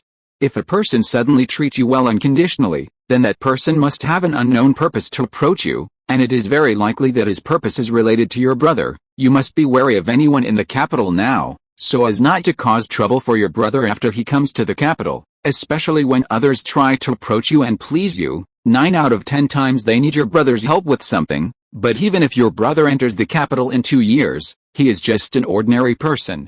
It is impossible for him to become a phoenix overnight, and he cannot take care of so many things, so you must learn to say no, and don't cause too much trouble for your brother." Nanan may not have realized this at the beginning, but now she understood it immediately after hearing Rui Ziying's words. For a person as powerful as the Queen Mother, no one can catch her eye. The reason why she is interested in you is that she is curious about your presence. Nanan is not a fool, and she quickly understood Rui Ziying's good intentions. "I understand, sister. I will be careful to guard against those who want to do something to me in the future, and I will never cause any trouble for my brother." She finally got it, and even Man Ziosi next to her felt relieved. "Nanan, you have to believe that every word your sister says now makes sense. You have entrusted your care to us, and we will definitely not let you get hurt. We don't know what other people think, but we have always been for your own good, so don't disbelieve my words. When the time comes for something to really happen, it will be too late for you to go back. I went through the same thing at that time. At the beginning, I didn't believe what others said to me, and even kept thinking that I was the most right. But when the thing happened, I found out what it meant to be helpless. Sometimes, even if I thought of your method to the extent that I didn't have the strength to achieve my goal. Those who are willing to tell you this are all people who want you well. If they are people who can't bear to see you do this to yourself, they are too lazy to waste their words to say so much to you.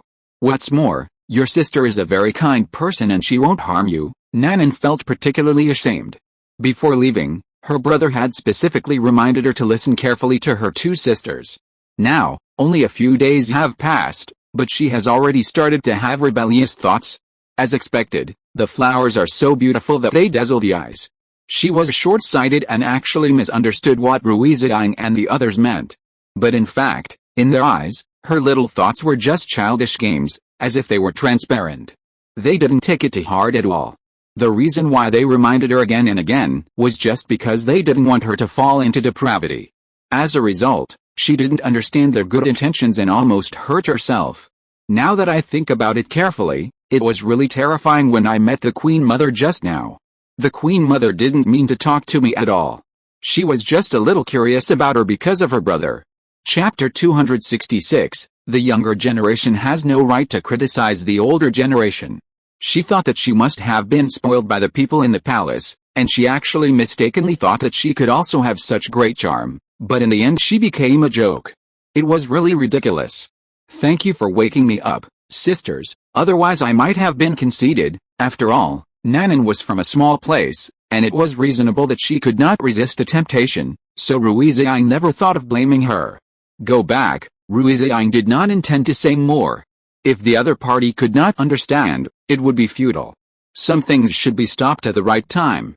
If you say too much, people will think you are particularly nagging. When they returned to the accommodation, they saw Geng Guanyu waiting for them here. Have you been to the Queen Mother? Rui Ziying nodded. The Queen Mother is very interested in Nanan, so we can bring her over to see her. Are you done with your work? Geng Guanyu smiled bitterly. How can it be that easy? If we send other people over, those people may be bribed, so I specifically talked to King Yanlin about this matter, and he has agreed to go there in person, because there are so many people involved in this matter, and now this matter can no longer be concealed. Many people already know about it. If we don't deal with it as soon as possible, we can only give those people a chance to buffer. If they run away, it will take a lot of effort for us to catch them back, so I may be a little busy these few days and won't have time to take care of your situation. The reason I came to you is that I want you to go and see the princess sent by the enemy country. It is said that she is sick. I don't want to go there, so I can only trouble you. Rui Ziying has been busy with other things since they returned to the palace. She really didn't have time to see how the princess was doing. When she heard that she was sick, she decided to bring some things over to see her.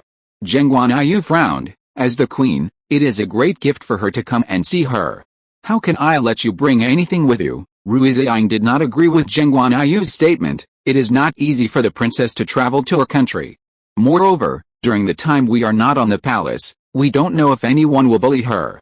Naturally, we can't treat her badly in terms of food, clothing and daily expenses, so we still have to be polite. Geng Guanyu couldn't say anything else. In addition, there were other things to deal with, so he left in a hurry after sitting for a short time. Rui Ziying didn't mean to blame him. After all, there were really a lot of things to do. Everyone was very busy. He couldn't delay the affairs of the court because of himself. The affairs of the court officials were the most important. Geng Guanyu was also very clear about this. Before leaving, he looked at the prince reluctantly before leaving. This was actually enough. At least Geng Guanyu didn't care about them at all. When someone was packing up, Manziosi and Nanan happened to come over, and the three of them rushed to the princess's residence together. Because this place is relatively remote, it seems particularly lonely now that the weather has turned cold. Rui Ziying was thinking about whether to change a place for the princess, when suddenly a coughing sound came from inside. And the situation was particularly severe, and it was obviously out of control. Rui Ziying quickened her pace and rushed in. At a glance, she saw that there were only two people serving the princess lying on the bed. She was already dying, her face was very pale, and she was completely different from her proud appearance in the past. When Rui Ziying thought that she had only been away for more than half a month, the princess had become what she is now. In fact, she felt very uncomfortable in her heart, and she also roughly guessed what the princess had experienced during the time they were away. It's just that if some words are really asked, it is equivalent to uncovering the princess's scars and putting the scene that she thinks is the most unbearable under the sun. Rui Ziying is very self-aware and did not ask what happened. Once she was concerned about the princess's physical condition.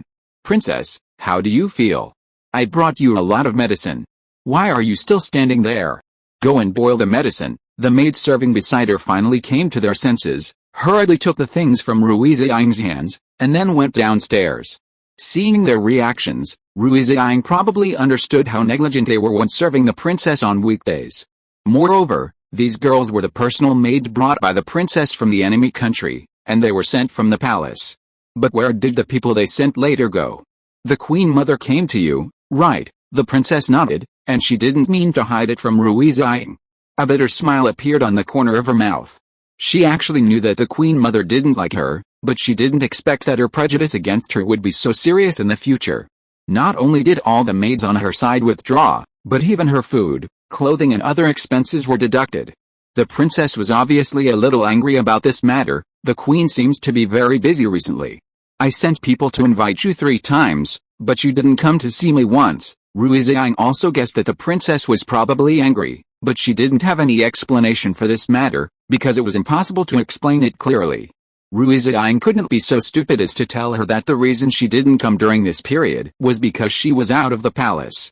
I'm sorry, I'm really busy with the prince's affairs, so I don't have extra time to come and see you. After I learned that you were sick, wasn't I the first one to rush over? The Queen Mother has been harsh on you, but if you have any requests, you can still tell me as soon as possible. The Emperor and I will try our best to meet your requirements. As for the Queen Mother, she is an elder after all.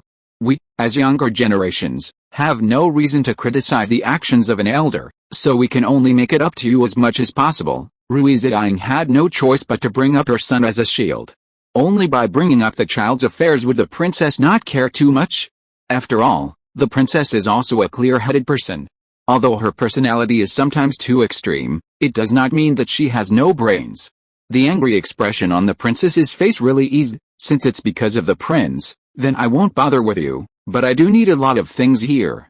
You see, after the Queen Mother came over, there is one less person on my side. Chapter 267, Arguing is Useless. The remaining 2 were brought from my country. If it weren't for this, I guess no one would stay here. Maybe it's because the Queen Mother has informed the Imperial Kitchen that the food here is not as good as before, and sometimes I even have to go hungry, and last month's monthly silver was not paid to me on time. After this, my 2 maids were dissatisfied and became more and more harsh on me. I have no other way. After all, I can't pay them the monthly salary. The days in the palace made Nanan a little stunned. She originally thought that the Queen Mother was a person who was easy to get along with, but now she has completely changed her mind. How could the Queen Mother be easy to get along with? As Rui Ziying said, the Queen Mother only loves her because of her love for her. If it weren't for her brother, he would not even look at her in the future, let alone treat her with the attitude he has now. The princess also noticed Nanan's existence, but because her body did not allow it, she didn't have time to say hello. She just looked down at her, and there was no reaction other than that.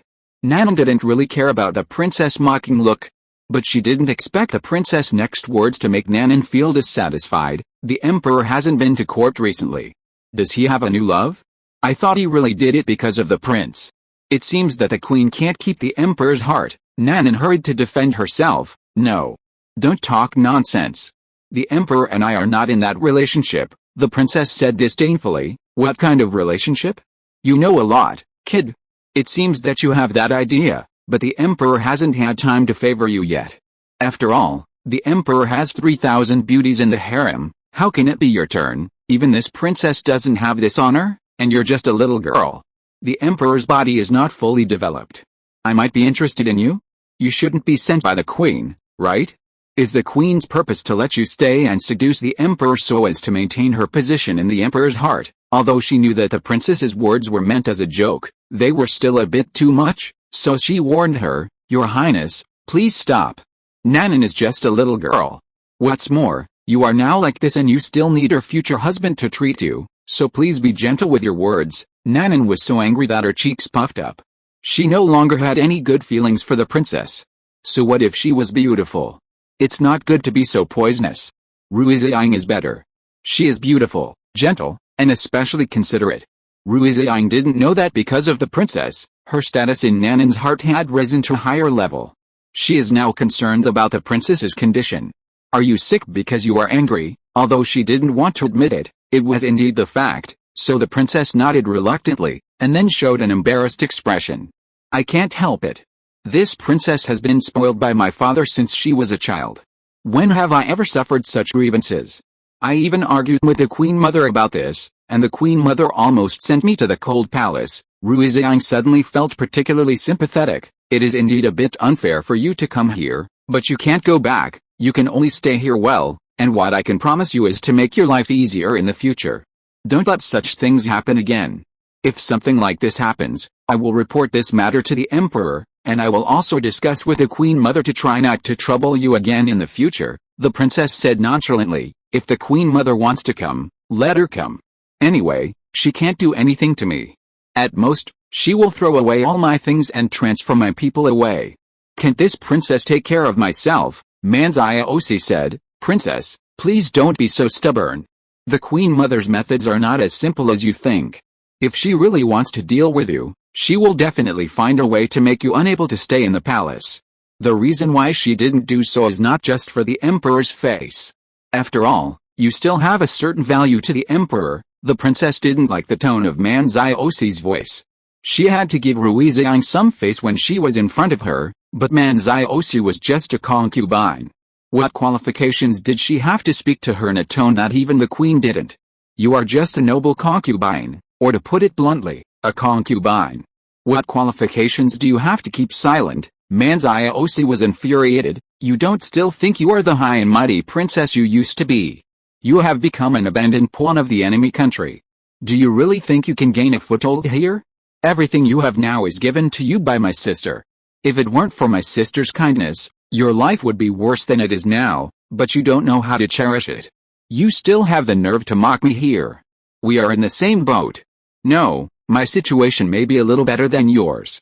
Although I am not a princess, at least the treatment given to me by the enemy country is what a human being should have. The treatment they give you is not even as good as a human being. Maybe they have never regarded you as a human being. These words completely angered the princess. What are you talking about, you slut? She looked down on Manziosi because they had met before, but Rui Ziying was not aware of this matter. Rui Ziying was still persuading them. There is no need for you two to quarrel. As the saying goes, we are of the same roots, so why our rush to fight each other? Since you have come to the same country, you must have a sense of calmness. Why not get along well and resolve the conflict? We don't know how much time we will spend together in the future. What's the point of getting angry now? Quarreling is the most useless thing. The most important thing is to solve the problem properly. Wait until the evening. I will send a miracle doctor to treat the princess. You just need to treat it well according to the miracle doctor's instructions. I believe it is not too difficult to treat you with his medical skills. Mu Huanshan must have been able to treat the princess's illness easily. It was the simplest thing. As long as he wanted, there was nothing he couldn't do. Fortunately, the princess was smart and found Geng Guanyu at this time. Chapter 268 Foster Care. If it was later, Mu Huanshan might have left the palace, and then they could only ask other doctors to come and take a quick look, and then give them some medicine that would not work at all. Manziosi was very angry when she went back, and she also told Rui Ziying about her affairs with the princess. Rui Ziying then realized that there was such a big entanglement between the two of them. When they were both young, Manziosi had once entered the palace, and the princess at that time was more arrogant than she is now. She was just passing by, but the princess actually asked her to help pick up the ball. After being rejected, she insulted her in anger. Because Manziosi had received special training at that time, she was a special protected object, and she was a little arrogant. Soon the two of them fought and broke up unhappily. In the end, if the emperor came, it is estimated that the two of them would continue to fight. Rui Ziying said with sudden realization, no wonder you two quarreled as soon as you met, so this is the case. There is such a big connection between them. I thought you two just disliked each other. Forget it, you don't have to take it too seriously. Anyway, we won't see each other again. Just regard it as tolerance before parting. You must not attack me casually in the future, even if you miss me. But you can send someone to write to me, and I will take the children out to see you when I have time. Manziosi certainly understood the crucialness of this, so she nodded without hesitation. Don't worry, I will never cause you any trouble, nor will I let my identity be exposed. I will be a different person in the future, and I will live in this world with a brand new identity. I just hope that my sister won't forget me when the time comes. I don't want me to work hard to write you a letter and send you a certificate, but you don't even want to look at it and let someone throw it away. If that happens, I will be very sad." Rui Ziying rolled her eyes at her without hesitation. "Don't you know what kind of person I am? Would I be someone who would do such a thing? You are still joking with me here. You are so heartless. I am already sad for your future departure." Man's IOC made a face. "Don't we still have at least 1 year to get along with each other? Just continue to treat me well in this year. Maybe I will have a change of heart and not get married." This time Nanan was not happy. "Sister Man is already my sister-in-law. How can you not get married? My brother is very much looking forward to the wedding in 2 years, so Sister Man must get married." Rui Ziying watched the two of them fighting with a smile. Mu Huanshan went back soon after examining the princess. The final result of the examination was almost exactly the same as Rui Ziying guessed. The princess's illness was completely caused by the Queen Mother. After Rui Ziying told Geng Guanyu about this matter, the other party also looked amused. "My mother is really..." He hesitated to speak, but Rui Ziying already knew what to say next. The Queen Mother's actions this time were indeed a bit childish. Even if she didn't like the princess's arrival, she couldn't bully others just because she was the Queen Mother. If the bullying spread to the enemy country, who knows what would happen? After all, they were just waiting to find Rui Ziying's faults, and then find ways to start a war with him. They are now facing internal and external troubles. First, they have to solve their own domestic affairs before they can work together to deal with the enemy's affairs. But at this critical juncture, the Queen Mother came to make trouble for them, which was really a headache. "I will talk to my mother about this matter and ask her not to embarrass the princess too much. Just let the princess recuperate well. If there's anything she needs, just buy it for her. Don't let the enemy country catch us." That's the handle. Rui Ziying certainly understood the truth. "Don't worry, I will never leave any loopholes in my work. I will definitely do it properly. Although I don't like the existence of the princess, in order for the two countries to be friendly, the necessary superficial work must be done. You'd better talk to the Queen Mother about the key points of this, and then I will take the prince over and drive him there to rest for a few days. During these few days, I also have other things to do.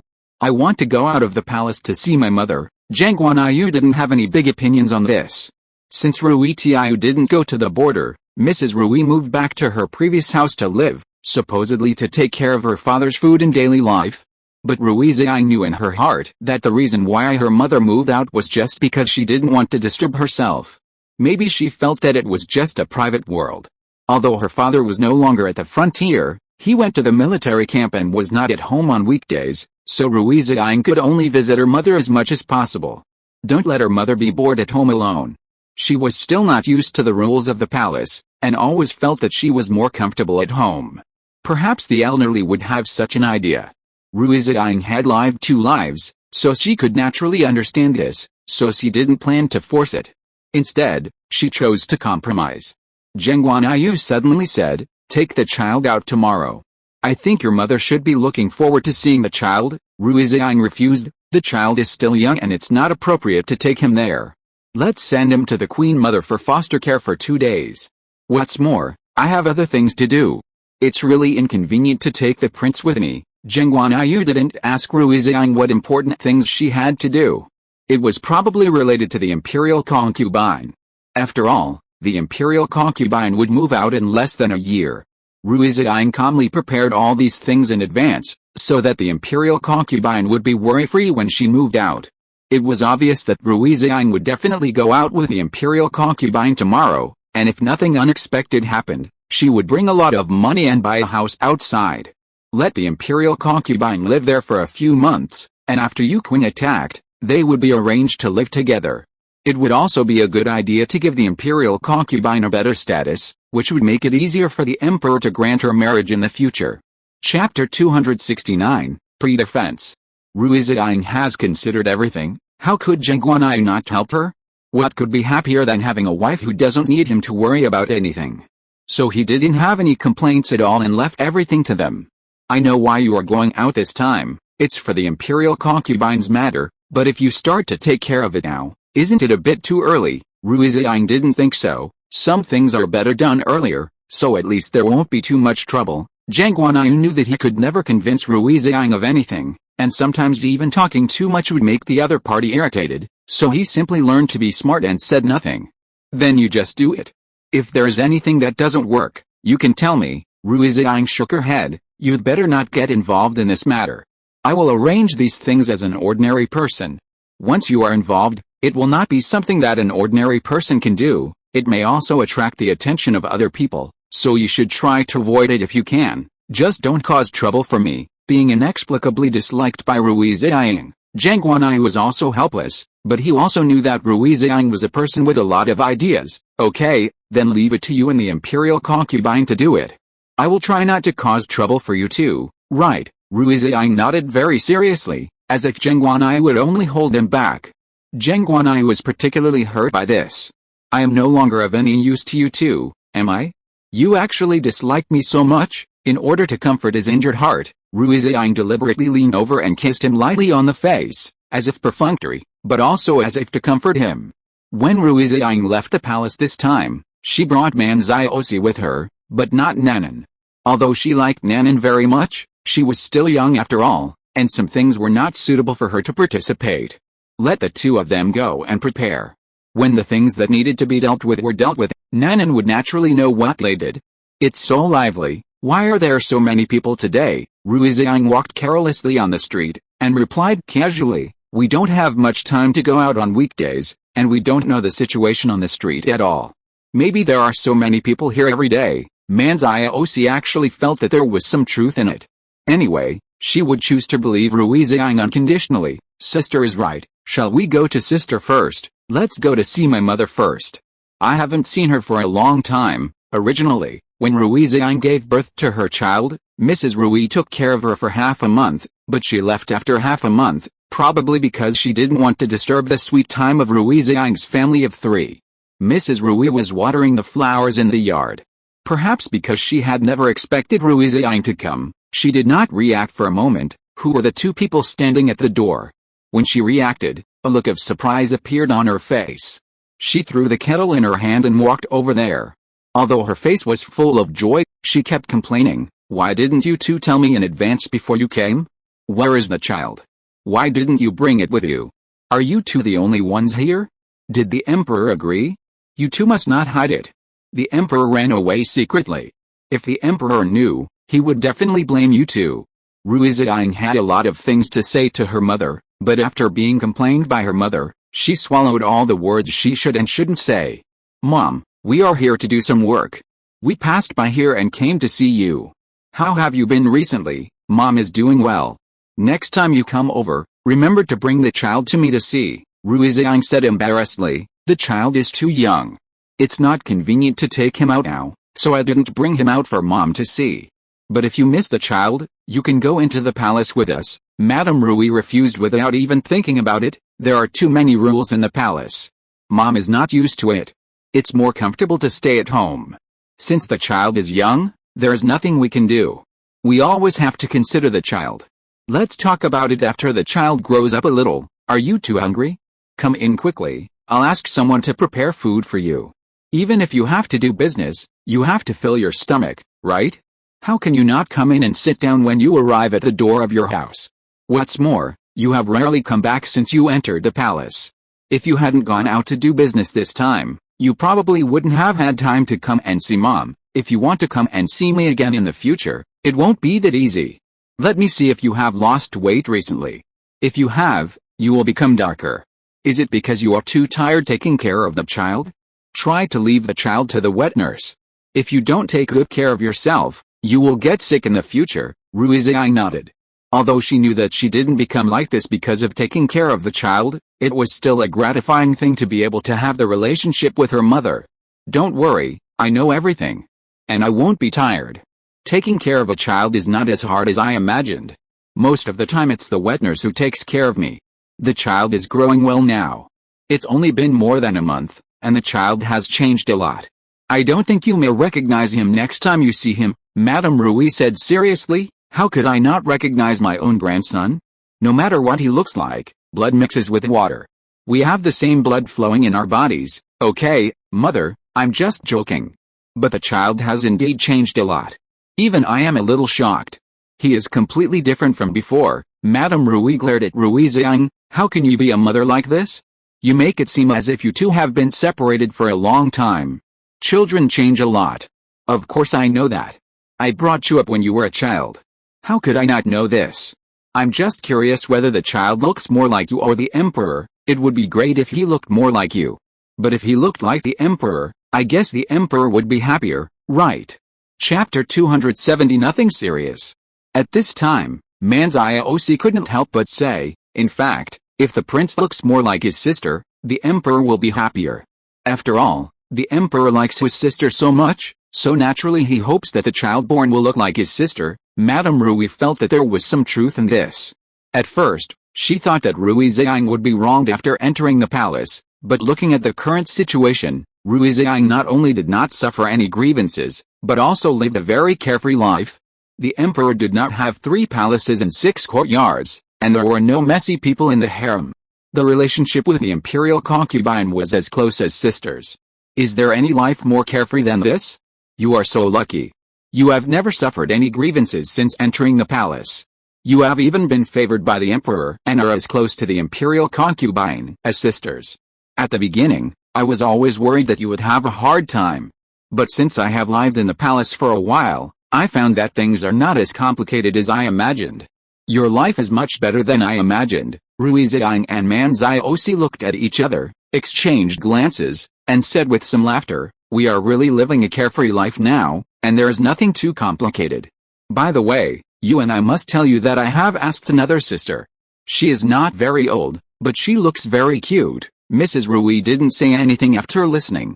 As long as Rui Ziying is happy, the rest is not important. Although there are only 2 of them, Mrs. Rui still enthusiastically prepared a large table of food, of course, most of which are Rui Ziying's favorites. You have rarely eaten these things since you left home. You probably can't taste the taste of home in the palace. If you like to eat them, then try to eat more. I will pack some for you later. You can take them back to the palace and eat them slowly. You can also share them with the people in the palace. I will pack one for the imperial concubine as well. Manziosi didn't mean to be polite and agreed directly and readily. She was even more like a daughter than Rui Ziying. "Thank you," and Mrs. Rui smiled even more happily. "You're welcome. I'm glad you like it. I was worried that you would dislike it." Manziosi shook her head like a rattle. No, how could I dislike it? This was my sister's favorite food before. I think it's pretty good now. It tastes especially good. You can't make such a taste in the palace, and I also enjoy this kind of family atmosphere. I have never been trained as a pawn since I was a child. My biggest dream when I was a child was to have a happy family like ordinary people and have parents who love me.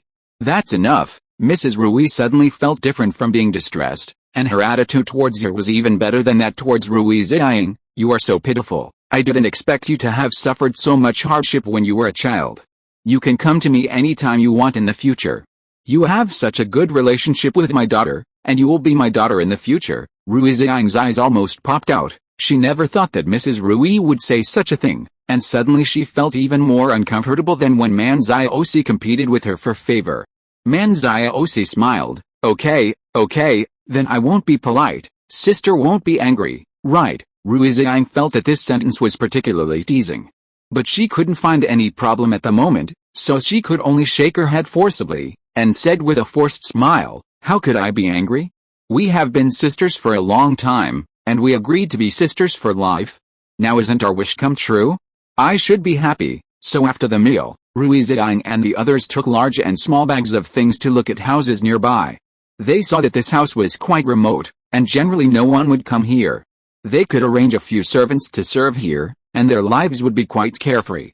What do you think? Is it too remote? Are you afraid to live alone? Manziosi shook her head. There's nothing to be afraid of. Besides, this place is just right for me. I don't have to worry about being discovered, and I can enjoy the rare quietness. Let's live here. Besides, my sister wouldn't be reluctant to arrange 1 or 2 servants for me, so after all, I am not living alone. Although there is no one to talk to, at least I can see 1 or 2 living people, which will bring a little comfort psychologically." Since Manziosi had no objection, Rui Ziying naturally had no dissatisfaction, and quickly bought a house. Manziosi decided to spend some time to decorate it herself and decorate it to her favorite look. She would live here for at least a few months in the future. It would be too late to decorate it after the plan was implemented. Rui Ziying had no opinion on this, she just told her to be careful. Then Manziosi did not go back to the palace with Rui Ziying. Rui Ziying bought a lot of things and brought them into the palace. Although these were very ordinary things, it was almost impossible to find them in the palace. Nanan was very uneasy when she saw that Manziosi did not come back with Rui Ziying. "Why didn't Sister Man come back with you?" Rui Ziying replied. "Manziosi has more important things to do," so she stayed outside for a while. When she finished what she wanted to do, she would come back naturally. Nanan did not say anything else. Rui Ziying asked how the situation was with Princess Mu Huanshan. Mu Huanshan replied, "It's not a big problem. I've already prescribed some medicine. You just need to rest for a while and you'll be fine." Rui Ziying was satisfied then. "That's great. It will be very hard for the emperor to go in. You should pay more attention to his condition and don't let his body suffer excessive damage." Mu Huanshan immediately said, "I have greeted the imperial kitchen and asked them to add certain medicinal materials to the daily meals. This will ensure that the emperor will not be too tired and his diet can be guaranteed." In this way, Rui Ziying was completely relieved and no longer had any worries. She began to live a carefree life, taking the children to drink tea and eat snacks every day. Her life was particularly carefree. If you're listening to this novel on a channel other than Fanfic World, it means they downloaded and uploaded it without effort. We cordially invite you to visit our channel, Mundo Fanfic Novelis. There you'll find the original version of this story and you can explore many other novels of various genres. We're waiting for you to immerse yourself in a world of incredible novels.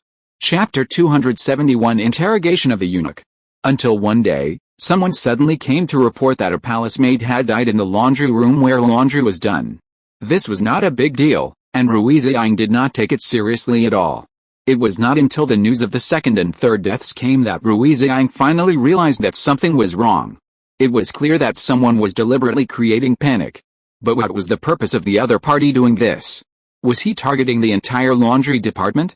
Or did he have other purposes?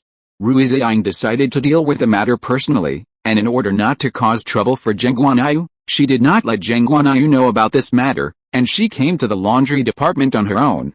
When the manager of the laundry department heard that Rui Ziying came in person, how could he dare to be negligent? He hurried over to receive her. Rui Ziying didn't say any unnecessary nonsense to him, but asked directly, "What happened?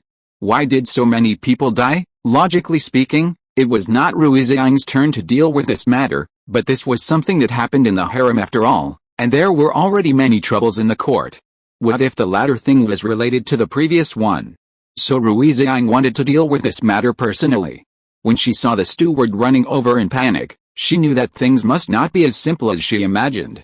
The steward in front of her must know something, but whether the other party is willing to tell the truth depends on how she handles this matter. The steward hesitated and was frustrated for a long time, but he couldn't say a complete sentence. Slowly, Rui Ziying no longer had enough patience. "If you are not willing to tell the truth about the causes and consequences of these things, I will tell the emperor about this matter. I can't guarantee you what the consequences will be.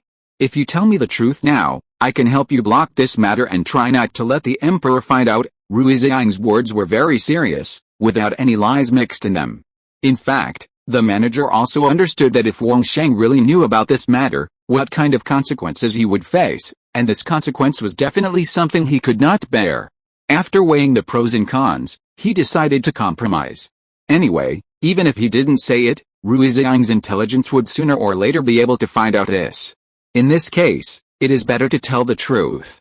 At the beginning I didn't know what was going on. I thought that the palace maid had suffered some injustice, so she was so depressed. But then the second and third maids also chose to jump into the well. I kept looking for something wrong and had people guarding here for 2 days, but I didn't find anything. At that time, I was hesitating whether to report the matter. But I was afraid of getting myself into trouble and being dismissed. So I made up my mind to conceal the matter and begged the queen to spare my life. I will never dare to do it again. Rui Ziying had a headache, but the manager did such a thing because he didn't want to take responsibility. Although it was a bit irresponsible to do so, it was human nature. So Rui Ziying didn't mean to blame him for the time being. It would be better to settle the account with him after the matter was resolved. I can let this matter alone for now, but have you really not made any discoveries in this matter? If so, tell me now and don't hide anything. I don't have enough patience to waste time with you here, and my time is very precious. The steward immediately said, "It's not that we didn't make any discoveries. We have been guarding here for 2 days and did not find anything. But just when we let down our guard and thought that this kind of thing would not happen again, someone jumped into the well here again the next day. It was this incident that made it impossible to conceal the affairs of the previous 3 people, which led to your queen letting you know about this matter. In fact, I have never dared to say it, but I still want to tell the queen how dark this side of it is. It may make the queen feel that her eyes are dirty." He swallowed, although he was still a little hesitant, but with the encouragement of Rui Ziying's eyes, he still plucked up the courage. "Those palace maids were killed by the chief steward." Rui Ziying raised her eyebrows and said in disbelief, "Are you serious about what you said?" The steward nodded affirmatively. "I also found it hard to believe before, but all the evidence points to the chief steward, and only he can do it perfectly without revealing any flaws and without letting anyone notice. He can even participate in it and pretend to track down the real murderer with us, so as to alleviate our suspicion of him. But think about it, Queen, besides the chief steward and me, who else can enter and exit this place freely? Even if they can really do this, they don't have the courage to kill people, let alone the ability to do it perfectly without letting anyone notice." Rui Ziying asked again, "Then why can't that person be you? What if the chief steward has the same reason as you? Then who do you think I should believe between the 2 of you?" The steward didn't know how to refute for a moment. He didn't even think about this problem at the beginning. Now that Rui Ziying mentioned it, he felt it made a lot of sense. I can tell Rui Ziying these words, and the steward can naturally say the same thing, but who to believe is up to Rui Ziying to decide for herself. I dare to guarantee to the queen that every word I said just now is not a lie. If I say even a word falsely, the queen can punish me at will. Of course, what the queen said is not wrong. The steward may also say what I said. I can't do anything about it.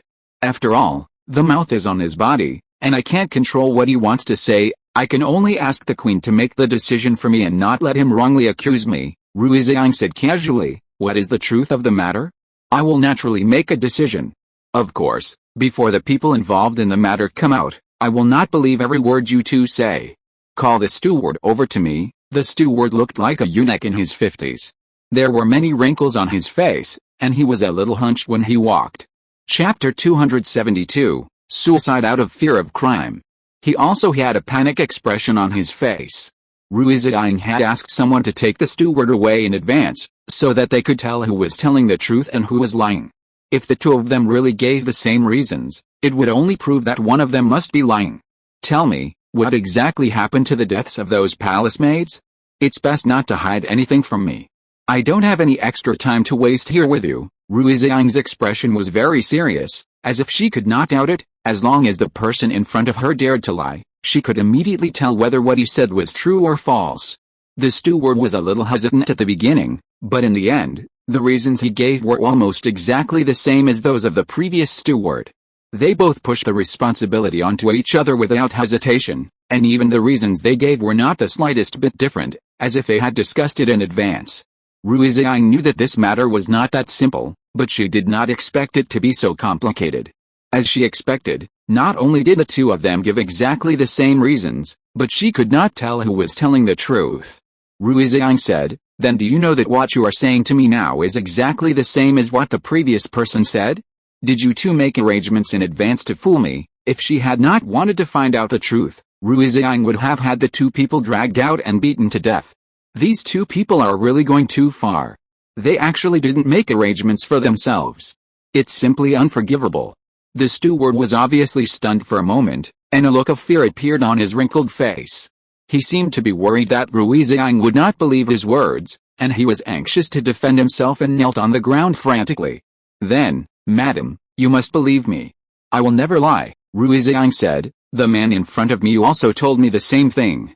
Who do you think I should believe between the 2 of you?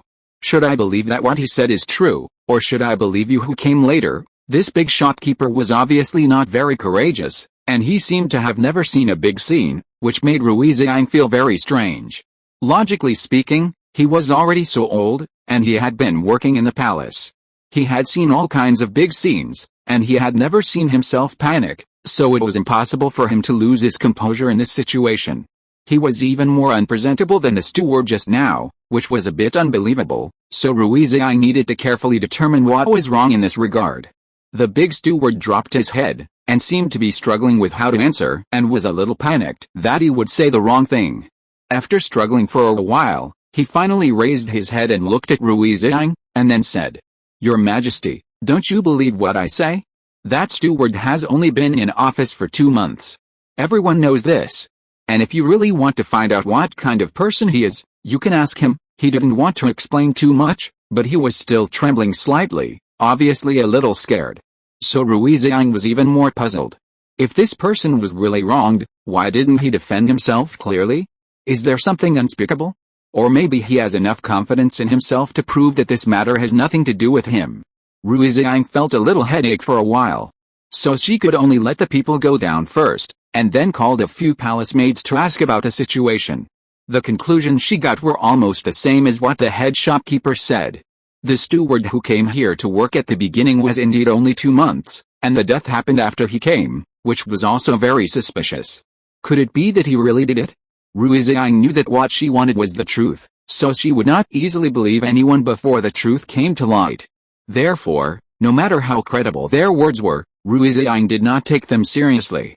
Instead, she kept the reactions and attitudes of these palace maids in mind and asked them a few questions. "How many stewards do you have here?" "There are 3 in total, and there is also a general steward." "How do these 3 stewards treat you on weekdays?" "They are all very good." The last sentence was said reluctantly, and it was obvious that she did not dare to tell the truth. Rui Ziying also understood the situation, so she did not force them, but just asked someone to call the general steward over. The answer she got was that the general steward hanged herself. This news obviously shocked everyone, and the general steward was a woman who looked like Wrong Mama, but everyone felt very sorry for her departure. Rui Ziying took people directly to the room where the general steward lived and searched the situation inside. The things inside were very neat, and it was obvious that there was no fight before, and there was no trace of struggle on the neck, which obviously meant that she hanged herself. However, Rui Ziying felt very suspicious.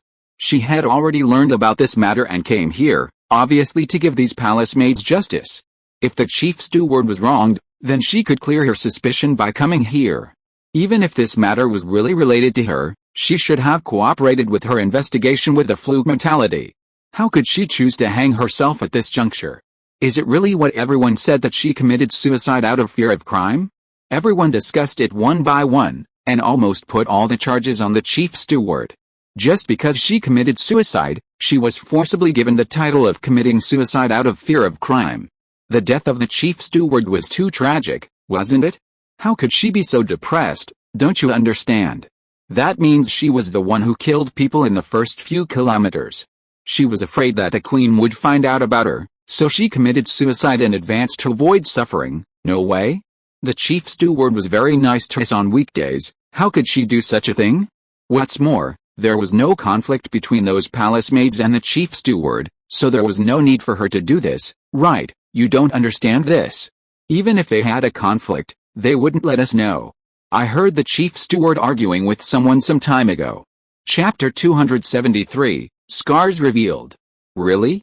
Could it be that the chief steward really did this? The evidence is already in front of you. Why are you still so stubborn and unwilling to believe it?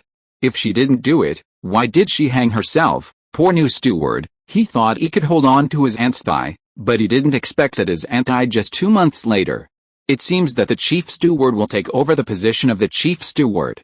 His life will definitely not be much better in the future. There is nothing we can do about it. When people are unlucky, even drinking cold water will get stuck in their teeth. It can only be said that he is unlucky. From the conversations of these people, Rui Ziying got a useful clue. It turned out that the steward who had just taken office was actually the nephew of the chief steward. When she interrogated him, including when she interrogated several palace maids, no one mentioned this to her. Did they think this was unimportant, or did they deliberately conceal it?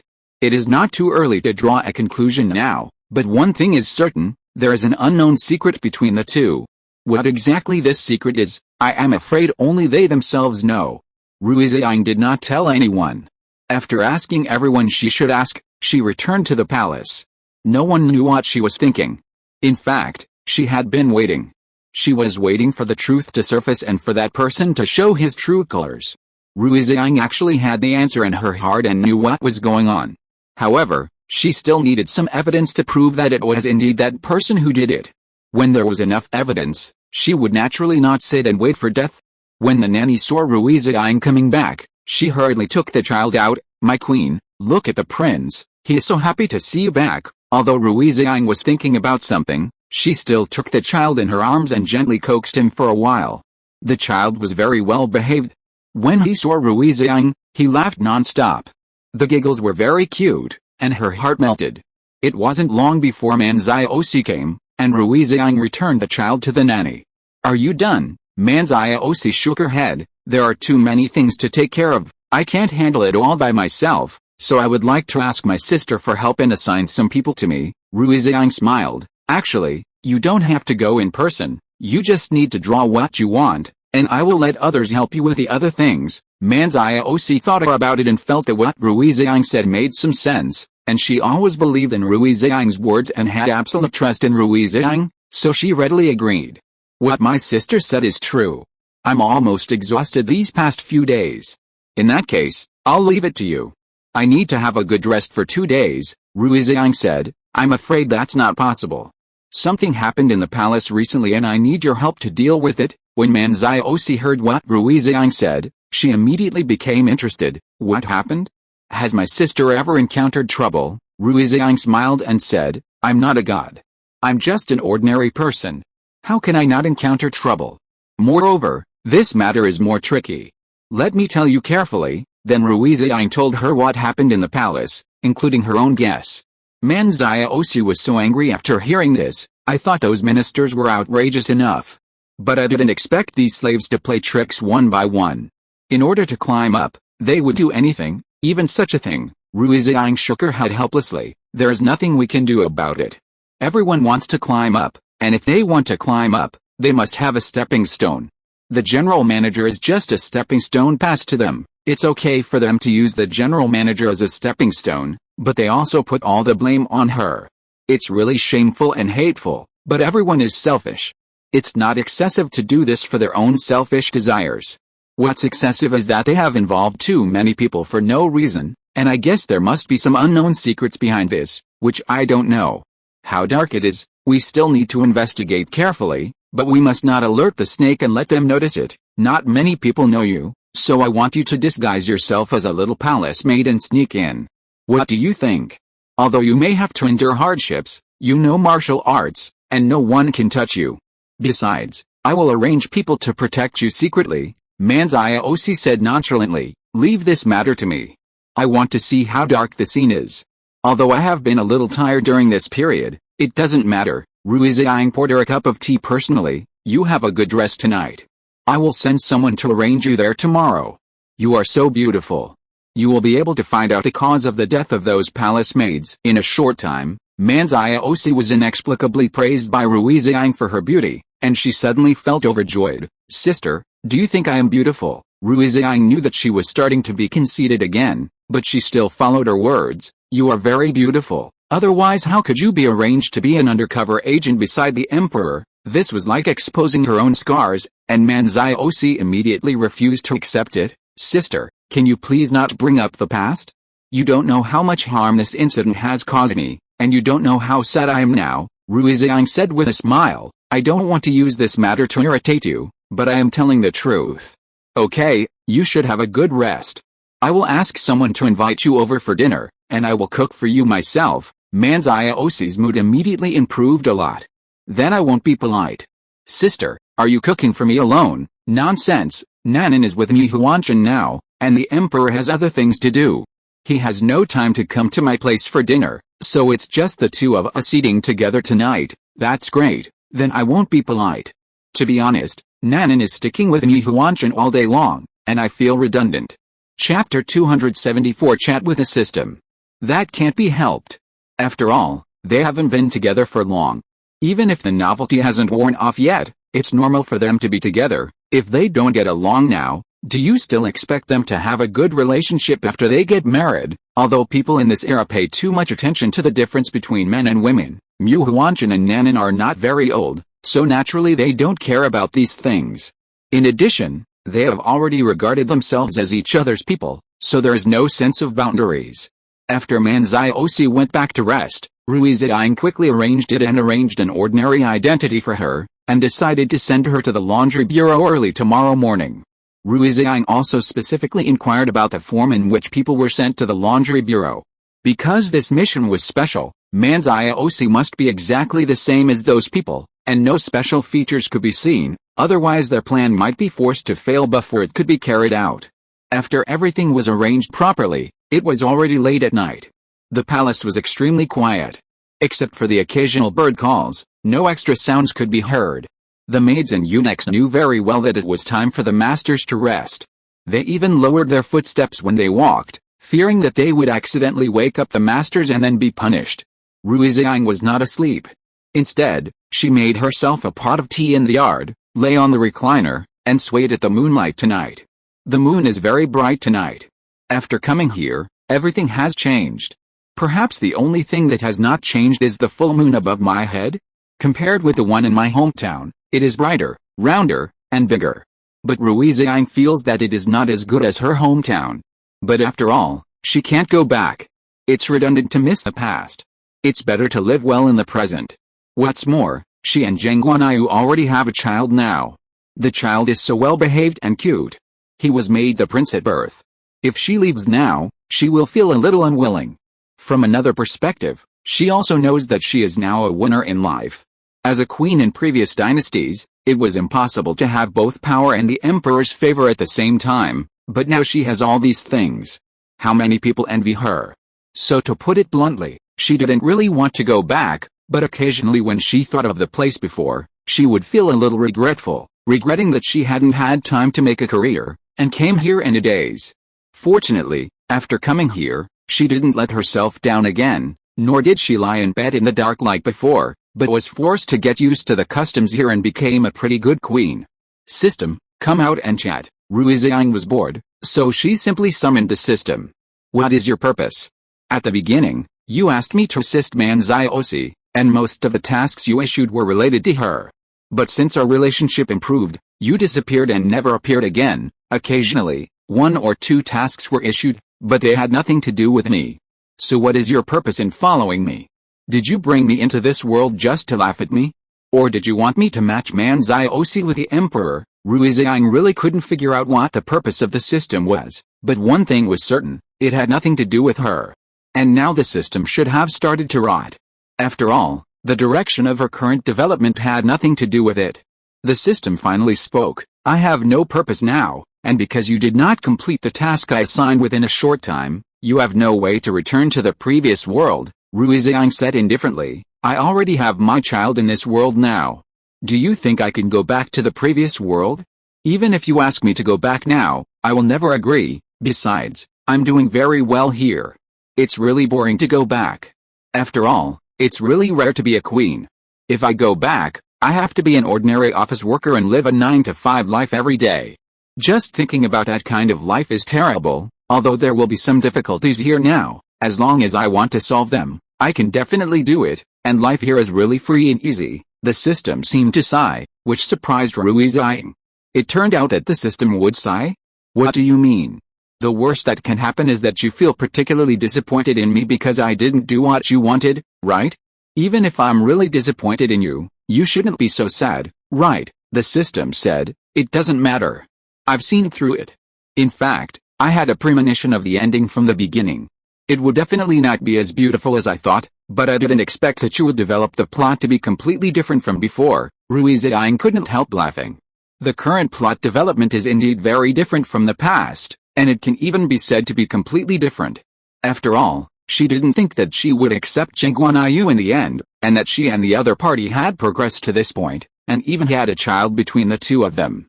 This is something Rui Ziying had never thought of before. Rui Ziying always felt that she didn't like Geng Guanyu very much before, and even the two of them couldn't really get together, but now it seems that she underestimated Geng Guanyu's charm and herself. After two people get along for a long time, it is really hard not to have feelings. If you say that you have been working together for such a long time and still have no feelings at all, then there is probably something wrong with you. Well, since you've already given up, I won't struggle anymore. It's fine the way it is now. Although it's quite different from the original text, It's not that different. Besides, hasn't Geng Guanyu gotten better? He's completely different from before, so I don't know if it's my fault that he's like this now. Chapter 275. Not a good thing. But I think it has something to do with me. If it weren't for my arrival, he would still be the tyrant in the original text. It was me who made him what he is now. I don't know how long I talked with the system. Rui Ziying had already drunk 2 pots of tea before she finally felt sleepy and went back to her room and fell asleep. By the next day, everything went according to plan. Before dawn, Manziosi had been sent to the laundry bureau. This was a hard job, but there was no other way. Most people had never seen a concubine, and didn't know what the imperial concubine looked like, especially the people in the laundry bureau, who couldn't even leave on weekdays. It was even more impossible to see such powerful people as them. So Manziosi easily got in. Maybe because she was pretty, she was soon bullied by many people, but at the same time she also gained the favor of the steward. Manziosi also guessed that she was close to her goal this time, so she was particularly flattering to the steward, serving tea, pouring water, and massaging, without missing a single thing. This kind of thing was not her turn to do before, but now, as a noble concubine, she actually had to serve tea and water to a servant, which was really a bit aggrieved. But Manziosi did not complain about this matter. Instead, she did it very well and was particularly attentive, and she wanted to please the other party in the future. Even the manager soon let down his guard against her. However, in just 2 days, Manziosi had successfully won people's hearts and became the manager's most trusted person. From then on, no one dared to bully her. Manziosi became arrogant and could enter and leave the laundry department at will. It was not until this time that she came to Rui Ziying to meet him. Sister, I have successfully infiltrated the inner circle as you instructed, and have become his most trusted person. Rui Ziying nodded. Thank you for your hard work. I am only thinking about these few days as for your situation over there. It is a bit unfair to you to serve tea and water to a servant. After this matter is over, you have made a great contribution, and I will definitely compensate you well. Manziosi took a sip of water and said nonchalantly, it's not a big deal, not to mention that we have more important things to do. It's just serving tea and water. I can't ruin the big plan between the two of us. This makes sense. Both of them are people who take the overall situation into consideration, and naturally they will not be dissatisfied with such a small thing. But sister, I found that the steward has many strange habits. Another thing is that he may not be a real eunuch. It may be just as you expected, he did not perform castration because his aunt is the chief steward. After hearing this, although Rui Ziying had expected it a long time ago, when the truth was really laid before her, she still found it difficult to accept. She seemed to have come close to the truth of the deaths of those palace maids.